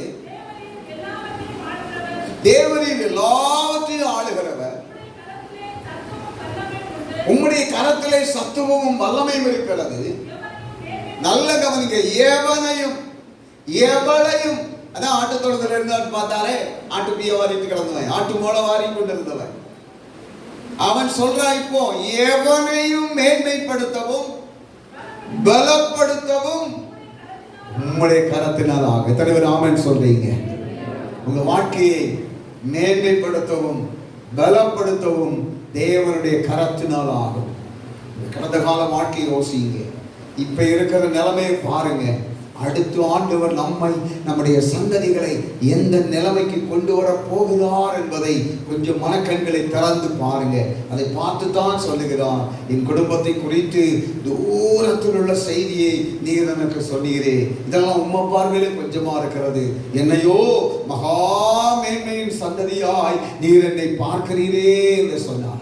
இந்த மனுஷனை எந்த மனுஷையும் கர்த்தர் மேன்மைப்படுத்த முடியும். சில பிள்ளைகளை பாருங்க, படிக்கவே செய்யாது, படிப்பே வராது. அந்த பிள்ளைகளுக்கு எதிரி பிசாசு கிடையாது, படிப்பு. பிசாசு கூட அவ்வளவு எதிரி கிடையாது. யாரதான் படி எதிரி? அப்படிதான் எதிரி படிப்பு. தோத்துற. ஆனா பெற்றோர் விடுவாங்களா? விடுறதில்லை. அடியை கொடுத்து சில நண்பா பேசி எப்படியாவது படிக்க வச்சிருந்தாங்க. படிக்க ஸ்கூலுக்கு அனுப்பி விட்டுட்டு இவங்க உட்காந்து அழுது ஜோம் பண்ணுவாங்க. தெரியுதா பிள்ளைகளுக்கு? உங்கள் திறமையிலெல்லாம் பாஸ் ஆகி வரோம்னு நினைக்காதீங்க. தோதுற உட்காந்து அழுவாங்க. ஆண்டவரே, என் பிள்ளைக்கு ஞானம் இல்லை, புத்தி இல்லை, திறமை இல்லை, என் பிள்ளைக்கு படிப்பை கொடுங்க, ஞானத்தை கொடுங்கன்னு அவங்க உட்காந்து அழுது ஜோம் பண்ணிட்டு இருப்பாங்க. சபையில் ஜோம் பண்ணுவாங்க, ஊழியக்காரங்க ஜோம் பண்ணுவாங்க. இந்த ஒரே பிள்ளைகள் எல்லாம் திறமை இல்லாத பிள்ளைகளையா நல்ல திறமையை கொண்டு வரோம், மென்மையா கொண்டு வரோன்னு ஜோம் பண்ணுவாங்க. ஆண்டவர் இந்த ஜபத்தை எல்லாம் கேட்டு ஒரு குறிப்பிட்ட நாள் வரை இந்த பிள்ளைகள் ஒரு மாதிரி பூமுட்டை போல கிடக்கும். ஒரு குறிப்பிட்ட நாட்களை தாண்டி பார்த்தீங்கன்னா ஜம்ப் பண்ணி முன்ன போகும். நான் தான் அந்த பிள்ளைகளுக்கு சில நேரம் சொல்லணும், கவலைப்படாங்க, பயப்படாதீங்க, ஒரு 12ஆம் கிளாஸ் வரை அப்படி இருக்கும், காலேஜ் போயிட்டு நீ பெரிய ஆளு. அது குறிப்பிட்ட ஒரு சில வருஷத்துக்கு பிறகு பாருங்க, அந்த பிள்ளைகளுக்கு ஒரு சின்ன மனதிலே ஒரு மாற்றம், இருதயத்தில் ஒரு மாற்றம் வருகிறது, ஒரு உணர்வு வருகிறது. ஏதோ ஒரு விதத்தில் அந்த பிள்ளைகள் இந்த படிப்பை வச்சுட்டே அந்த பிள்ளைகள் படிக்க ஆரம்பிக்குது, பிரயாசப்பட ஆரம்பிக்குது. அது எவ்வளவு மேன்மையான ஒரு நிலைமைக்கு கொண்டு போகப்படுகிறது. இப்ப இருக்கிற சூழ்நிலை பார்க்க கூடாது, இப்ப இருக்கிற நிலைமையை பார்க்க கூடாது. ஆண்டவர் நம்முடைய தலைமுறைகளை எப்படி வைக்க போறாங்க அதைத்தான் பார்க்கணும். அதைத்தான் நம்ம பார்க்கணும். பரிசுத்த வேதாகமம் எவ்வளவு தெளிவாக நமக்கு சொல்லுது பாருங்க. பாகமத்தின் புத்தகம் 28வது வாசனம் இல்லையா? பாகமத்தின் புத்தகம் 7ஆம் அதிகாரம் 14வது வசனம் வாசிங்க பார்ப்போம். பாகமம் 7:14. சகல ஜனங்களை பார்க்கலாம் நீ ஆசீர்வதிக்கப்பட்டிருப்பாய், உங்களுக்குள்ளும் உங்க மிருக ஜீவன்களுக்குள்ளும் ஆணிலாயிலும் பெண்ணிலாயிலும் மலடி இருப்பது. அப்படின்னு என்ன அர்த்தம்? நீ பழகி பெருகிக் கொண்டே இருப்ப, நீ ஆசீர்வதிக்கப்படுவ. பூமியில் உள்ள சகல ஜனங்களிலும் உன்னை ஆசீர்வாதமாய் வைப்பேன், நீ பழகி பெருகி கொண்டே இருப்பா. நான் ஆண்டோட வார்த்தை. நான் ஊழியத்துக்கு வரும்போது எனக்கு ஆண்டவர் கொடுத்த வாக்குத்தத்தம். இன்னைக்கு காலையில் அந்த வசனத்தை எடுத்து அப்படியே தியானிச்சு நான் குறிப்பெடுக்கிற நேரம் தான் என்னோட உள்ளத்தில் அவர் உணர்த்தப்பட்டேன். இந்த வசனத்தை ஆண்டவர் எனக்கு நான் ஊழியத்துக்கு வரும்போது எனக்கு கொடுத்த வாக்குத்தத்தம். ஸ்தோத்திரம். அவர் மேன்மைப்படுத்துவார், மேன்மைப்படுத்துவார். நம்ம எல்லாரையும் ஆண்டவர் மேன்மைப்படுத்துவான். நம்ம ஊழியத்தை மேன்மைப்படுத்துவான், நம்ம குடும்பத்தை மேன்மைப்படுத்துவான், நம்முடைய சபையை மேன்மைப்படுத்துவான், நம்ம ஆராதனை மேன்மைப்படுத்துவான், நம்ம கையின் பிரயாசங்களை மேன்மைப்படுத்துவான், நம்முடைய தலைமுறைகளை மேன்மைப்படுத்துவான். ஆண்டவர் ஒரு மேன்மையான நிலைமைக்கு நேராக நம்மை கொண்டு போகிறதற்காகத்தான் கர்த்தர் அவ்வளவு பிரயாசப்படுகிறார். தேவன் நம்மை மேன்மைப்படுத்தும் போது என்ன நடக்கும்? ஏசாயா 55வது அதிகாரம் 5ஆம் வசனம் வாசிங்க பார்ப்போம். ஏசாயா 55:5. கர்த்தர் நம்மை மேன்மைப்படுத்தும் மகா மேன்மையான சந்ததியாய் பார்க்கிறாரே. கர்த்தர் மேன்மைப்படுத்துகிற நேரம் வரும்போது, சமயம் வரும்போது என்ன நடக்கும்? வாசிங்க. இதோ நீ அறியாதிருந்த ஜாதிகள் உன் தேவனாகிய கர்த்தர் நிமித்தம், இஸ்ரவேலருடைய பரிசுத்தர் நிமித்தமும் உன்னிடத்திற்கு ஓடி வரும். காரணம் என்ன? அவர் உன்னை மேன்மைப்படுத்தி இருக்கிறார். அல்லேலூயா. இந்த வார்த்தையை ஒரு தீர்க்க தரிசனமாக நீங்கள் ஒவ்வொருவரும் எடுத்துக்கொள்ளுங்க. நம்ம சபையும் அதை எடுத்துக்கொள்ளட்டும், நம்முடைய ஊழியமும் அதை எடுத்துக்கொள்ளட்டும். வேதம் சொல்லுகிறது, கர்த்தர் உன்னை மேன்மைப்படுத்தி இருக்கிறார். நீ மேன்மைக்குரிய சந்ததி. கர்த்தர் உன்னை மேன்மையான சந்ததியாய் பார்க்கிறார். எனவே நீ அறியாத ஜனங்கள், உனக்கு சம்பந்தம் இல்லாத ஜனங்கள், நீ கேள்விப்படாத ஜனங்கள் உன்னிடத்திற்கு ஓடி வருவார்கள். உன்னிடத்திற்கு ஓடி வருவார்கள். காரணம் என்ன? ஏற்கனவே நான் உங்களுக்கு சொன்னேனே, உனக்கு பூமியில் இருக்கிற சகல பெரிய ஜனங்கள் ஜாதிகளுக்கு ஒத்த நாமம் உனக்கு தரிக்கப்பட்டிருக்கிறேன். உன் பெயரை சொல்லும் போது உன்னை குறித்து கேள்விப்படுகிறவர்கள் உன்னிடத்திற்கு தேடி வருவார்கள். பரிசுத்த வேதாகமத்திலே உசியா என்ற ஒரு மனுஷன் 16 வயதிலே ராஜாவானார். அவன் ராஜாவானதும் தேவன் அவனோடு இருந்து அவனை ஆசீர்வதித்தான், அவனை மேன்மைப்படுத்தினார். நீங்க வேதத்தில் 1-26 அதிகாரம் நினைக்கிற வீட்டில் போய் வரவாசிங்க. அங்கே சொல்லப்பட்டிருக்கிறது, அவனை மேன்மைப்படுத்தி அவன் ஆசீர்வதிக்கப்பட்டான், வெள்ளாண்மை பிரியனார் இருந்தான். பாலை வனங்களில போய் அவன் விவசாயம் ஆரம்பித்தான். போன இடத்துல எல்லாம் கிணறு தோண்டின இடத்துல தண்ணி கிடைச்சு. வெள்ளாண்மை பிரியனாக இருந்தான். பெரிய எந்திரங்களை அவன் வைத்தான், பெரிய கம்பெனிகளை வைத்து நடத்தினான், பெரிய மிலிட்டரி ராணுவத்தை அவனுக்காக சேர்த்துக் கொண்டான். வேதத்துல வாசிங்க, ஆண்டவர் அதான் நம்ம ஏசாயாவுல வாசித்தோமே, ஐஸ்வர்யமும் கரமையாட்ட இருக்கு, கர்த்தரிடத்துல இருக்கு, தேவனிடத்துல இருக்கு. அவர் எந்த மனுஷனையும் மேன்மைப்படுத்தவும் பலப்படுத்தவும் அவரால் முடியும். உசியாவை ஆண்டவர் மேன்மைப்படுத்தினார், உசியாவை ஆண்டவர் ஆசீர்வதித்தார். அவன் அவ்வளவு மேன்மை உள்ளவனாய் மாறினான். வசனம் சொல்லுகிறது, தூர தேசத்திலிருந்து ராஜாக்கள், தூர தேசத்திலிருந்து அவனுக்கு காணிக்கைகளை கொண்டு வந்தார்கள், காணிக்கைகளை கொண்டு வந்தார்கள். சாலமோனுடைய வாழ்க்கையில் அதானே நடந்தது. சாலமோன் ஆண்டவரிடத்துல எதுவும் கேட்கல. சாலமோனிடத்துல கர்த்தர் கேட்டார், உனக்கு என்ன வேணும் கேளு கொடுக்கிறேன். சாலமோன் எனக்கு ஞானம் வேணும்னு கேட்டான். ஜனங்களை நடத்தணும், இருக்கிற பொறுப்புல சரியா இருந்த நடத்தணும், எனக்கு அந்த ஞானத்தை கொடுவன்னு கேட்டான். வேதம் சொல்லுகிறது, சாலமோனுக்கு கர்த்தர் கொடுத்த, அவன் கேட்டு பெற்றுக்கொண்ட ஞானம் அவனை மேன்மை உள்ளவனாய் மாற்றினது. பல ராஜ்யத்தில் இருந்த ராஜாக்கள் வெகுமதிகளோடு ஏராளமான பொருட்களோடு இந்த சாலமோனை தேடி வந்தார்கள். சாலமோன் யாரையும் தேடி போகல, சாலமோன் யாரையும் தேடி போகல. ஒரு நன்மைக்காக இன்னைக்கு மனுஷனுக்கு பின்னால மனுஷன் ஓடுறான். ஒரு நன்மைக்கு பின்னால எங்க கிடைக்கும் என்ன கிடைக்கும் சொல்லி ஓடுறான். பேப்பர்ல பார்த்தா எந்த நாட்கள்ல நம்ம தமிழ்நாட்டுக்குள்ளால ஒரு ஏழை ஒருத்தர் வீட்டுல அவனுக்கு வீட்டுக்குள்ளால புதையல் இருக்குன்னு சொல்லி மந்திரவாதி சொல்லி வீட்டுல குழி தோண்டி இருக்கிறான். தோத்துறான். ஒரு நன்மை எங்க கிடைக்கும்? குழிக்குள்ள இருக்கு, வீட்டுக்குள்ள கொண்டு தோன்றான். தோத்துறான். நன்மையை மக்கள் தேடி அலைகிறாங்க, நன்மைக்கு பின்னால ஓடுறாங்க. யார் என்ன சொல்றாங்களோ அதுக்கு பின்னால ஓடுறாங்க. கர்த்தருடைய வார்த்தை என்ன? நம்மை ஆண்டவர் மேன்மைப்படுத்தும் போது நம்ம யாருக்கு பின்னால போக வேண்டாம், நம்மை தேடி நன்மைகள் வரும். சங்கீதம் 23 தாவீது என்ன சொல்லுகிறார்? நன்மையும் கிருபையும் என்னை தொடரும், என் பின்னால வரும், நான் அதுக்கு பின்னால போக வேண்டாம். கஷ்டப்படும் போது அப்படித்தான் இருக்கும். நெருக்கப்படும் போது யாராவது எங்கேயாவது ஏதாவது ஒரு வாழை கடை திறக்காதான் தான் இருக்கும். ஆனா கர்த்தருடைய வார்த்தையை நம்புங்க. உசியா ராஜா அவ்வளவு ஆசீர்வதிக்கப்படுவதற்கு 2 காரணம், அவ்வளவு மேன்மைப்படுத்தப்படுவதற்கு 2 காரணம். என்ன தெரியுமா? வேதம் சொல்லுகிறது, சகரியா தேவனுடைய தரிசனங்களில் புத்திமானாயிருந்த சகரியாவின் நாட்களிலே அவன் கர்த்தரை தேட மனதிணங்கி இருந்தான். மனதார ஆண்டவரை தேடுங்க. ஃபர்ஸ்ட் பாயிண்ட், உசியா அவ்வளவு மேன்மை அடையிறதுக்கு காரணம் மனதார அவன் ஆண்டவரை தேட முதல் ஸ்தானம் ஆண்டவருக்கு கொடுத்தான். ஜபத்துக்கு, ஆராதனைக்கு, கர்த்தருக்கு பயப்படுகிறதுக்கு, தேவன் மேல் அன்பு கூறுகிறதுக்கு, அவருடைய காரியத்துக்கு அவன் முக்கியத்துவம் கொடுத்தான். எனக்கு நிறைய பேருக்கு மனசு கிடையாது. இருக்கிறது எத்தனை பேர் இன்னைக்கு மனசோட ஆராதனைக்கு வந்திருக்கீங்க எனக்கு தெரியும், உங்களுக்கு தான் தெரியும். மனம் இல்லை. உசியா மனதார கர்த்தரை தேட இணங்கி இருந்தான். 2, அவன் தேவனுடைய ஊழியக்காரனுடைய ஆலோசனை விட்டு வர. தொடர்ந்து வாசி பாருங்க. எப்போ அவன் பலப்பட்ட போதுன்றது, எப்போ தேவ ஊழியக்காரனோடு தேவனுடைய சபையோடும் உள்ள உறவை விட்டு சுயத்துல கால் வச்சானோ அதோட முடிஞ்சான். தன்னையே கெடுத்துக்கிட்டான். சபை எவ்வளவு முக்கியம், ஊழியக்காடு ஜெபம் எவ்வளவு முக்கியம் நீங்க நல்லா புரிஞ்சுக்கணும். ஊழியக்காடு ஆலோசனை எவ்வளவு முக்கியம் என்று நீங்க புரிஞ்சுக்கணும்.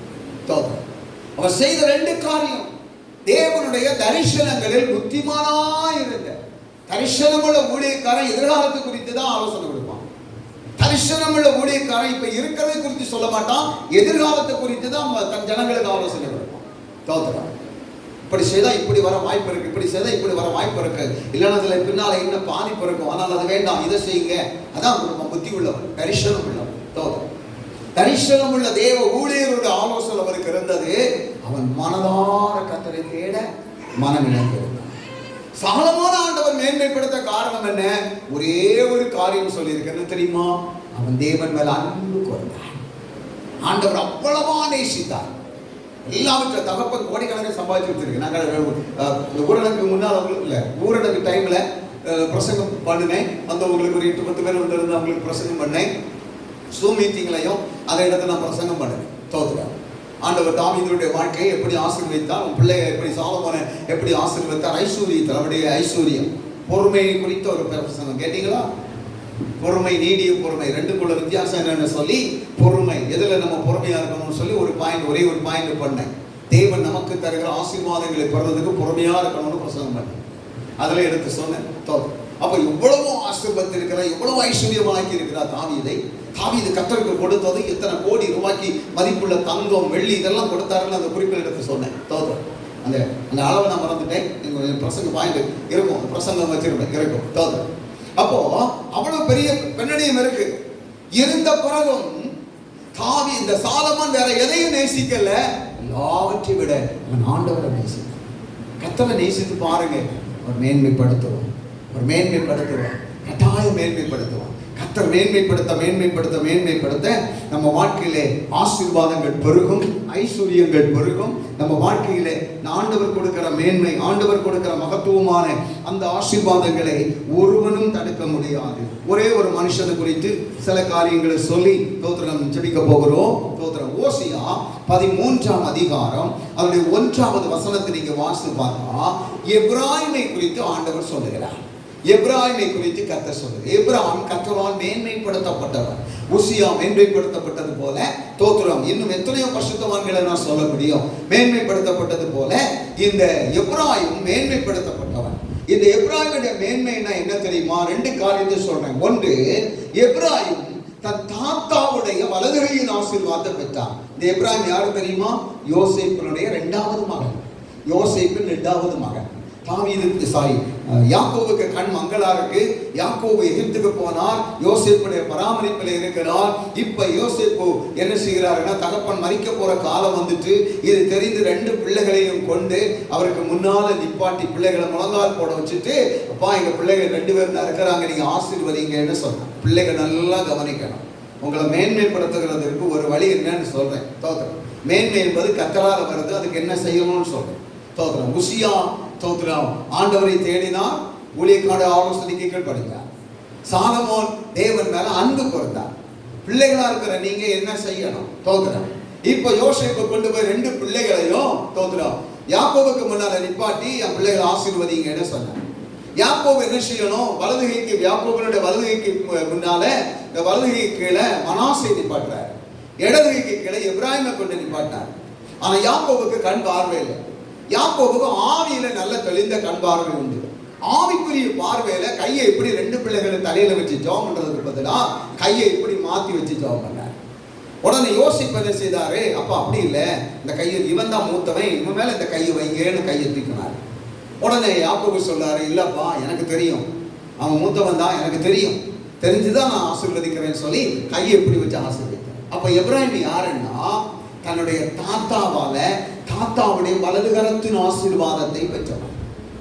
அவனை மேன்மையா ஆண்டவர் சொல்றதுக்கு காரணம் பாருங்க, அவனுக்கு எப்படி ஆசீர்வாதம் வருது? தாத்தாவுடைய ஆசீர்வாதம் வருது. ஒரு வசனம் வாசிங்க. இப்போ பிள்ளைகள் நல்லா கவனிக்கணும். ஒரு வசனம் வாசிங்க. நீதிமொழி 17:6 வாசிங்க. நீதிமொழி 6:17 வேகமா.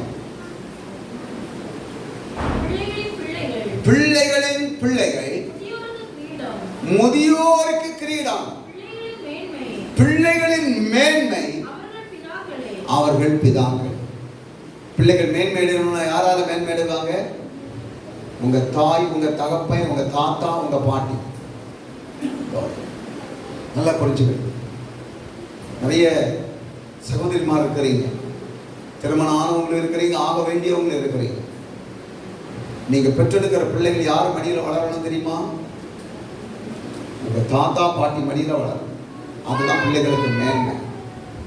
மாமியார்ட்ட சண்டை போட்டுட்டு, வீட்டையார்ட்ட சண்டை போட்டுட்டு பிள்ளைய ரூமுக்குள்ள வச்சு அடைச்சு கூட்டிட்டு கூடாது. நிறைய குடும்பங்கள்ல இன்னைக்கு பிரச்சனை. அது ஒரு பேய், அது ஒரு பேய் பணம். ரூத் ஒரு குழந்தையை பெற்றான். வசனம் என்ன சொல்லுகிறது? உலகத்தார் என்ன சொன்னாங்களா? நகோமி பிள்ளை பெற்றிருக்கிறார், நகோமி பிள்ளை பெற்றிருக்கிறார். பிள்ளைக்கு பால் பாட்டில் கொடுக்கிறது, பிள்ளைக்கு ஆகாரம் கொடுக்கிறது, பிள்ளைக்கு 1 2 எல்லாம் கழுவுறது, பிள்ளைக்கு துணி மாத்துறது எல்லாம் யாருக்கு வேலை?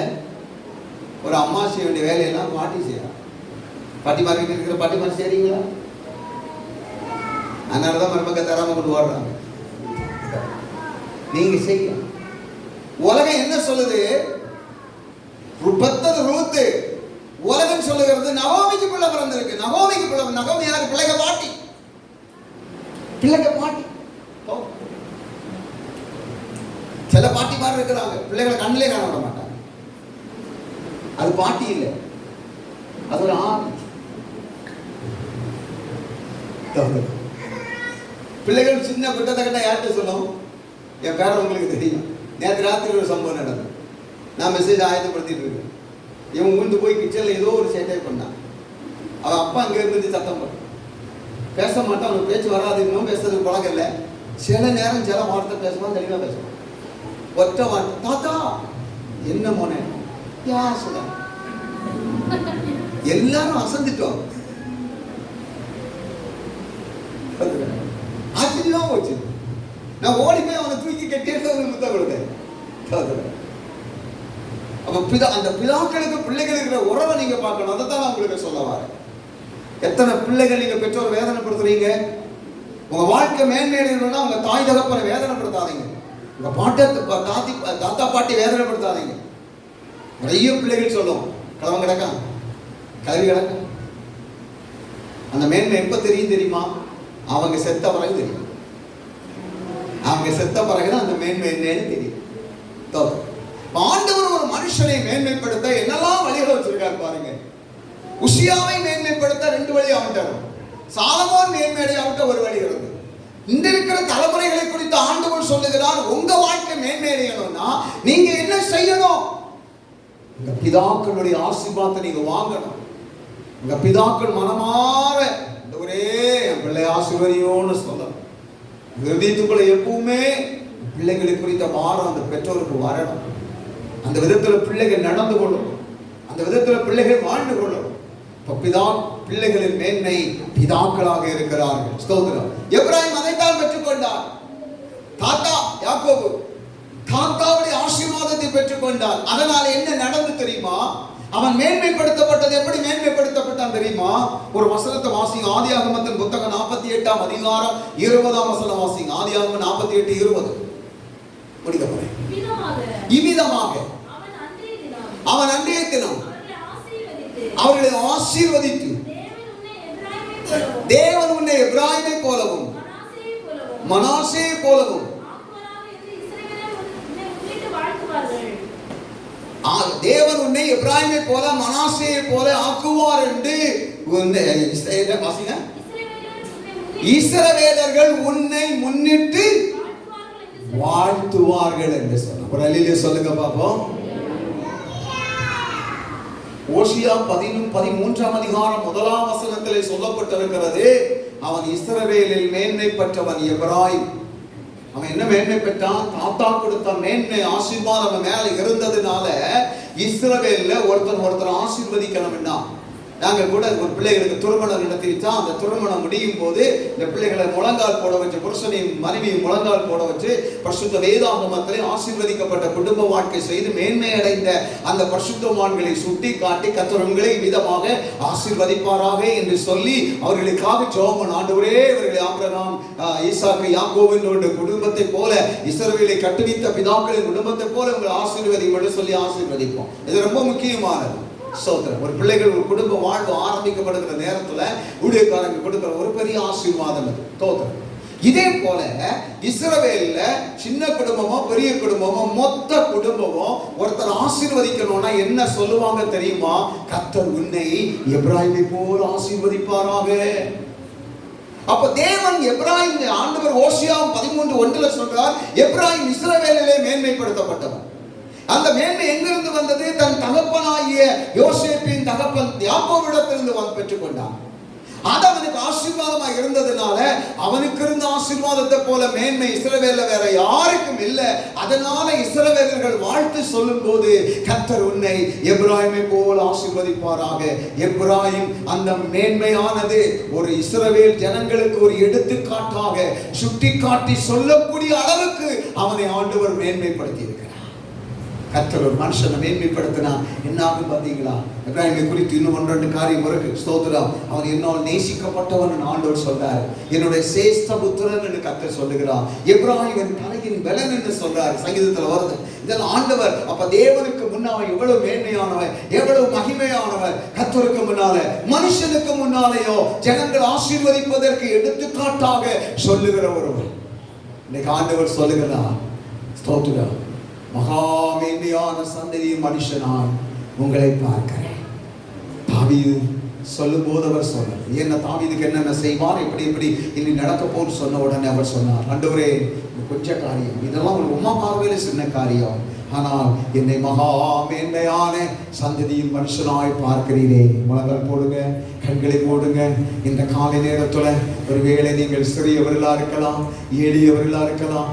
தாவீது சொன்னது போல, நான் அற்பமானவனும் எளியவனும், நான் எல்லாராலும் வெறுக்கப்படுகிறவனாய் இருக்கிறேன் சொன்னது போல, இந்த மேன்மையை ஒரு ராஜாவுடைய குடும்பத்தில் ஐக்கியம் உள்ள உறவுகள்ல இவ்வளவு மேன்மையான ஸ்தானத்திற்கு உயர்த்தப்பட நான் தகுதி உள்ளவன் அல்ல என்று சொல்லி நீங்க நினைக்கலாம்.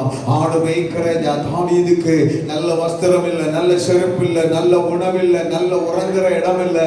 ஆமென். இதுதான் அவனுடைய வாழ்க்கை. அவனை குறித்து ஆண்டவர் சொல்ல வார்த்தைகளை, இப்படி இருந்து ஒரு காலத்தில் இப்படி இருந்தாய், இப்படி இருக்கிறாய், உன்னையும் உன் சந்ததிகளையும் உன் கடைசி நாட்களில உன் தலைமுறைகளை எவ்வளவு நான் மேன்மைப்படுத்த போகிறேன் என்று ஆண்டவர் வார்த்தை சொன்ன உடனே தாவீதின் உள்ளம் உடைந்தது. அவனுக்குள்ளே ஆனந்த களிப்பு பொங்கினது. அவன் கர்த்தரை பார்த்து சொன்ன வார்த்தை தான், ஆமென், மகா மேன்மையான சந்ததியில் மனுஷனா என்னை பார்க்கிறாய் என்று சொன்னார். ஆண்டவர் உசியாவை மேன்மைப்படுத்தினாரே, அவருக்கு அந்நிய தேசத்தில் இருந்து வருமானங்கள் வந்ததல்லவா.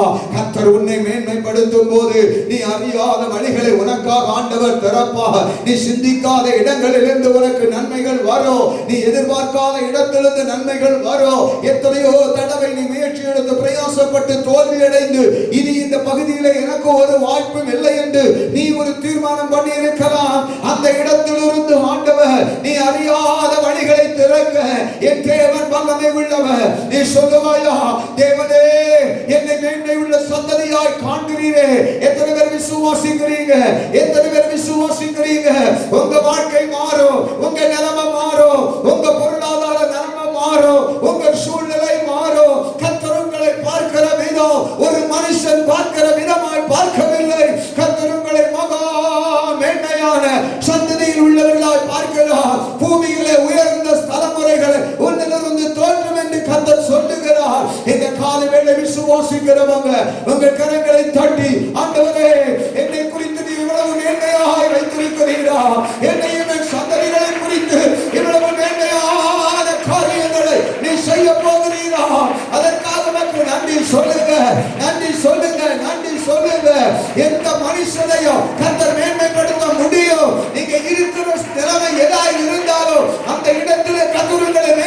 செலுத்துவார். ஆட்டு தொழுது நிறைந்த தாவீதை கர்த்தர் மேன்மைப்படுத்தி அவன் சந்ததிகளை எழுப்பி அவன் ராஜ்யத்தை நிலைநிறுத்தி அவன் சிங்காசனத்தை நிலைநிறுத்தி கர்த்தர் தம்முடைய கிருபையை தாவீதின் தலைமுறைகளுக்கு கொடுத்து இன்று வரையிலும் தேவனுடைய பிள்ளைகளால் வாழ கர்த்தர் ஆசீர்வதித்தார். நிச்சயமாய் உன்னையோ உன் குடும்பத்தையோ கர்த்தர் ஆசீர்வதிப்பார். நம்புங்க, விசுவாசிங்க.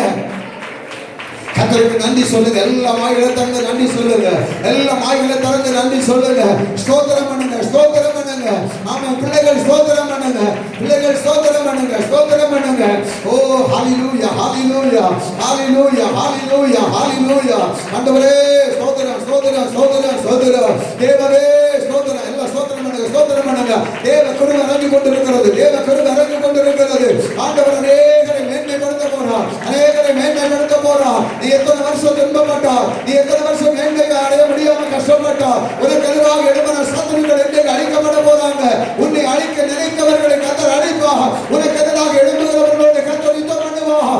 ஆமென், ஆமென், ஆமென். எல்லாம் மகிமைப்படுத்துங்க, விசுவாசத்தோடு மகிமைப்படுத்துங்க.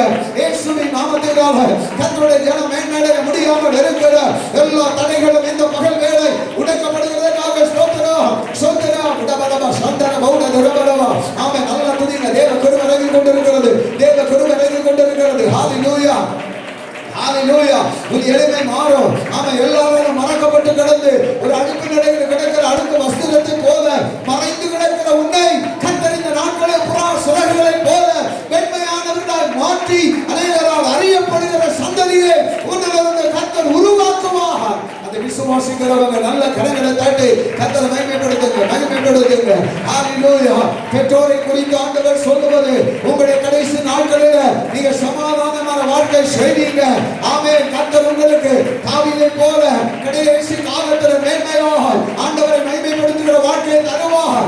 ஓ ரபா கரதா ரபா சந்தா ரபா ரதனா ரபா ரஹதுனா பலா உடாமா கமன மரபா சந்தா ரபா ரபா. நல்ல துதிங்க, நல்ல துதிங்க, நல்ல துதிங்க. ஆவியானவர் இந்த கால வேளை சபை நடுவில் சில காரியங்களை செய்ய விரும்புகிறார், சில காரியங்களை செய்ய விரும்புகிறார். அநேகருடைய வாழ்க்கையை கர்த்தர் மாற்றி அமைக்க விரும்புகிறார், அநேகருடைய வாழ்க்கையை கர்த்தர் மாற்றி அமைக்க விரும்புகிறார். அநேகரை மேன்மைப்படுத்துகிற நேரம் வந்தது, அநேகரை மேன்மைப்படுத்துகிற நேரம் வந்தது. ஆட்டு தொழுவத்திலிருந்து பிரித்தெடுக்கப்படுகிற நேரம் வந்தது. உன் ஏழ்மை நிலைமையிலிருந்து, உன்னை அற்பமான நிலைமையிலிருந்து கர்த்தர் பிரித்தெடுக்கிற நேரம் வந்தது. ஹalleluya. கடந்த காலத்தில் ஏற்பட்ட பாடுகள், கடந்த காலத்தில் அனுபவித்த வேதனைகள் ஒரு முடிவுக்கு வரப்போகிறது. வேதம் சொன்னது, தாவீதின் விண்ணப்பம் முடிந்தது என்று சொன்னது போல உன் கண்ணீர் முடிய போகிறது, உன் வேதனை முடிய போகிறது, உன்னை பின்தொடர்கிற சாத்தானிய தொல்லைகள் முடிய போகிறது, உன்னை பின்தொடர்கிற வியாதியின் மலமைகள் முடிய போகிறது, உன்னை பின்தொடர்கிற கடன் சுமைகள் முடிய போகிறது, உன்னை பின்தொடர்கிற பயத்தின் ஆவி உன்னை விட்டு விலகி போய் முடிவடைய போகிறது. ஒரு புதிய அத்தியாயம் உன் வாழ்க்கையை கர்த்தர் துவங்க போகிறார். ஒரு புதிய அத்தியாயம் இந்த ஆண்டவர் துவங்க போகிறார். அதை விசுவாசிங்க, விசுவாசிங்க. காற்றையும் காண மாட்டீர்கள், மழையும் காண மாட்டீர்கள், பள்ளத்தாக்கெல்லாம் தண்ணீரால் நிரப்பப்படும் என்று சொன்னாரு. ஆமென், ஹalleluya. எப்படி ஆகும், எப்படி நடக்கும், அது உனக்கு தெரியாத ஒரு வழியாக இருப்பதால அது ஆச்சரியமாக இருக்கும். சந்தேகப்படாதீங்க. கர்த்தர் சொன்னதை செய்வார், கர்த்தர் சொன்னதை செய்வார், கர்த்தர் சொன்னதை செய்வார், கர்த்தர் சொன்னதை செய்வார், கர்த்தர் சொன்னதை செய்வார், கர்த்தர் சொன்னதை செய்வார், கர்த்தர் சொன்னதை செய்வார், கர்த்தர் சொன்னதை செய்வார். அவர் சொன்னதை செய்ய போகிறார், அவர் சொன்னதை செய்ய போகிறார். உன்னை மேன்மைப்படுத்த போகிறார். ஓ ரபா கரதா ரபா ஷதரா பலபா உடபா கமனா ரதா ரபா ஷதரா ரபலா உடபல ஹம்தர பௌதர ரபல ஹம்தர தில பலபா. ஆமென், ஆமென், ஆமென், ஆமென். பரிசுத்த ஆவியானவர் காற்றாக, பரிசுத்த ஆவியானவர் மழையாக இந்த காலவேளை சபையில வீசிக் கொண்டிருக்கிறார். ஆமென். எல்லாரும் பெற்றுக்கொள்ளுங்க, எல்லாம் பெற்றுக்கொள்ளுங்க. கர்த்தர் உங்களை மேன்மைப்படுத்த ஆவியானவர் இந்த காலவேளை சபையை மேன்மைப்படுத்த போகிறார். நம்ம அறியாத ஜனங்கள் வர போறாங்க, நாம் சிந்திக்காத அளவுக்கு ஆத்துமாக்கள் வர போறாங்க. நாலா திசைகளை வந்து சபையில் ஆத்துமாக்களை கர்த்தர் கொண்டு வர போகிறார். ஆமென், ஆமென், ஆமென், ஆமென். ஓ, நம்ம சபையை கர்த்தர் மேன்மைப்படுத்த போகிறார். நாம் செய்கிற ஊழியங்களை கர்த்தர் மேன்மைப்படுத்த போகிறார். ஆமென், ஆமென், ஆமென், ஆமென். உன்னை தெரிந்தெடுத்த ஆண்டவர், உன்னை அழைத்த ஆண்டவர், உன்னை அபிஷேகித்த ஆண்டவர். ஹalleluya.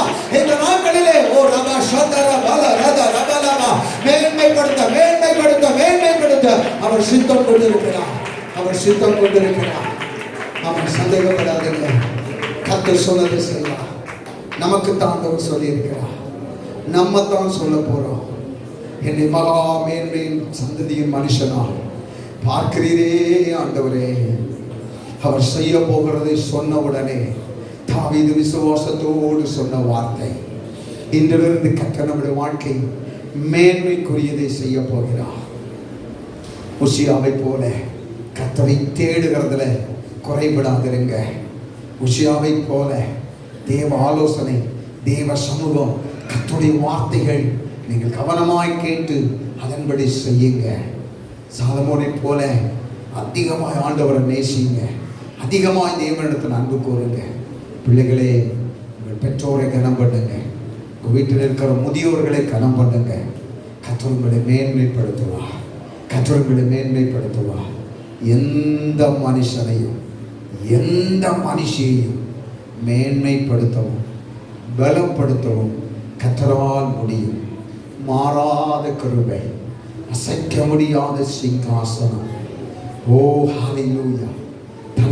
தலைமுறையாய் தேவனுடைய பிள்ளைகள் என்ற ஒரு பரிசுத்த சந்ததி. ஆமென், ஹல்லேலூயா! கர்த்தர் நம்மிலிருந்து எழுப்பி கர்த்தர் தம்முடைய ராஜ்யத்தை கட்ட சித்தம் வைத்திருக்கிறார். தன்னுடைய சபையை, ஊழியத்தை கட்ட சித்தம் வைத்திருக்கிறார்.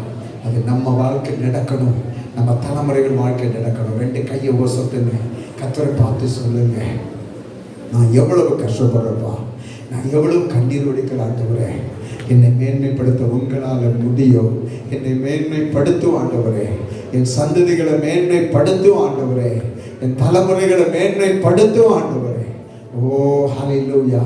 படிப்பு வரல, ஒன்றும் சொன்னா கேட்கல, வாழ்க்கை குறித்து சிந்த அக்கறை இல்லாமல் பிள்ளைகள் இருக்கிறாங்களே, இந்த பிள்ளைகள் எப்படி வாழ போகிறதோ, எப்படி பிழைக்க போகிறதோ என்று கவலைப்படுகிற உங்களை பார்த்து ஆண்டவர் சொல்லுகிறார், உங்கள் தலைமுறைகளை மேன்மைப்படுத்த கர்த்தரால முடியும், கர்த்தரால முடியும், கர்த்தரால முடியும், கர்த்தரால முடியும். அநேகரால் அறியப்படக்கூடிய விதத்துல நம்ம தலைமுறைகளை கர்த்தர் மாற்ற அவரால் முடியும். அதை விசுவாசிப்போம். பரலோகத்தின் பிதாவே, இந்த மகிமையான ஆராதனைக்காக நன்றி. நீர் எங்களுக்கு தந்த வார்த்தையை உங்களுடைய பிள்ளைகளுக்கு பகிர்ந்திருக்கிறப்பா, சபைக்கு பகிர்ந்திருக்கிறையா தகப்பனே. நாங்கள் இருக்கிற சூழ்நிலைக்கு ஏற்ப பார்த்து கொண்டிருக்கிறோம். நிலைமைகள், சூழ்நிலைகள், காரியங்கள் இப்படி இருக்கிறதே என்று பார்த்து கொண்டிருக்கிறோம். மனுஷன் இன்னொரு விதமாக எங்களை பார்க்கிறார், ஆனால் நீரோ எங்களை மகா மேன்மை உள்ள சந்ததியாய் காண்கிறீரே. எங்கள் எதிர்காலத்தை குறித்த மேன்மையை நீர் உம்முடைய கண்களுக்கு முன்னே வைத்து எங்களை பார்க்கிறீரே அப்பா. ஆமென். அதை நாங்கள் இந்த காலைகளில் அறிந்து கொள்ள எங்களுக்கு உதவி செய்தபடியால் ஸ்தோத்திரம். நாங்கள் தகுதி இல்லாதவர்கள், தாவீதை போல ஆட்டு தொழுவத்துக்குள்ளே ஆடுகளோடு காலத்தை கடத்தி கொண்டிருந்த தாவீதை போல நாங்களும் எல்லாராலும் அற்பமாய் எண்ணப்பட்டு ஆண்டவரை ஏழ்மையான நிலையில் உள்ளவர்களையா எங்களை குறித்து நீ வைத்திருக்கிற உயர்ந்த திட்டத்திற்காக ஸ்தோத்திரம். தொடர்ந்து இந்த வார்த்தைகள் ஆம் என்றும் ஆமென் என்றும் எல்லாருடைய வாழ்க்கையிலும் நிறைவேறட்டும். கர்த்தர் கிரியை செய்யும். மகிமையின் கரத்தில் தருகிறோம், பெரிய காரியங்களை செய்யும் ஒப்படைக்கிறோம். இயேசுவின் மூலம் ஜெபத்தை ஏற்றுக்கொள்ளும் எங்கள் நல்ல பிதாவே.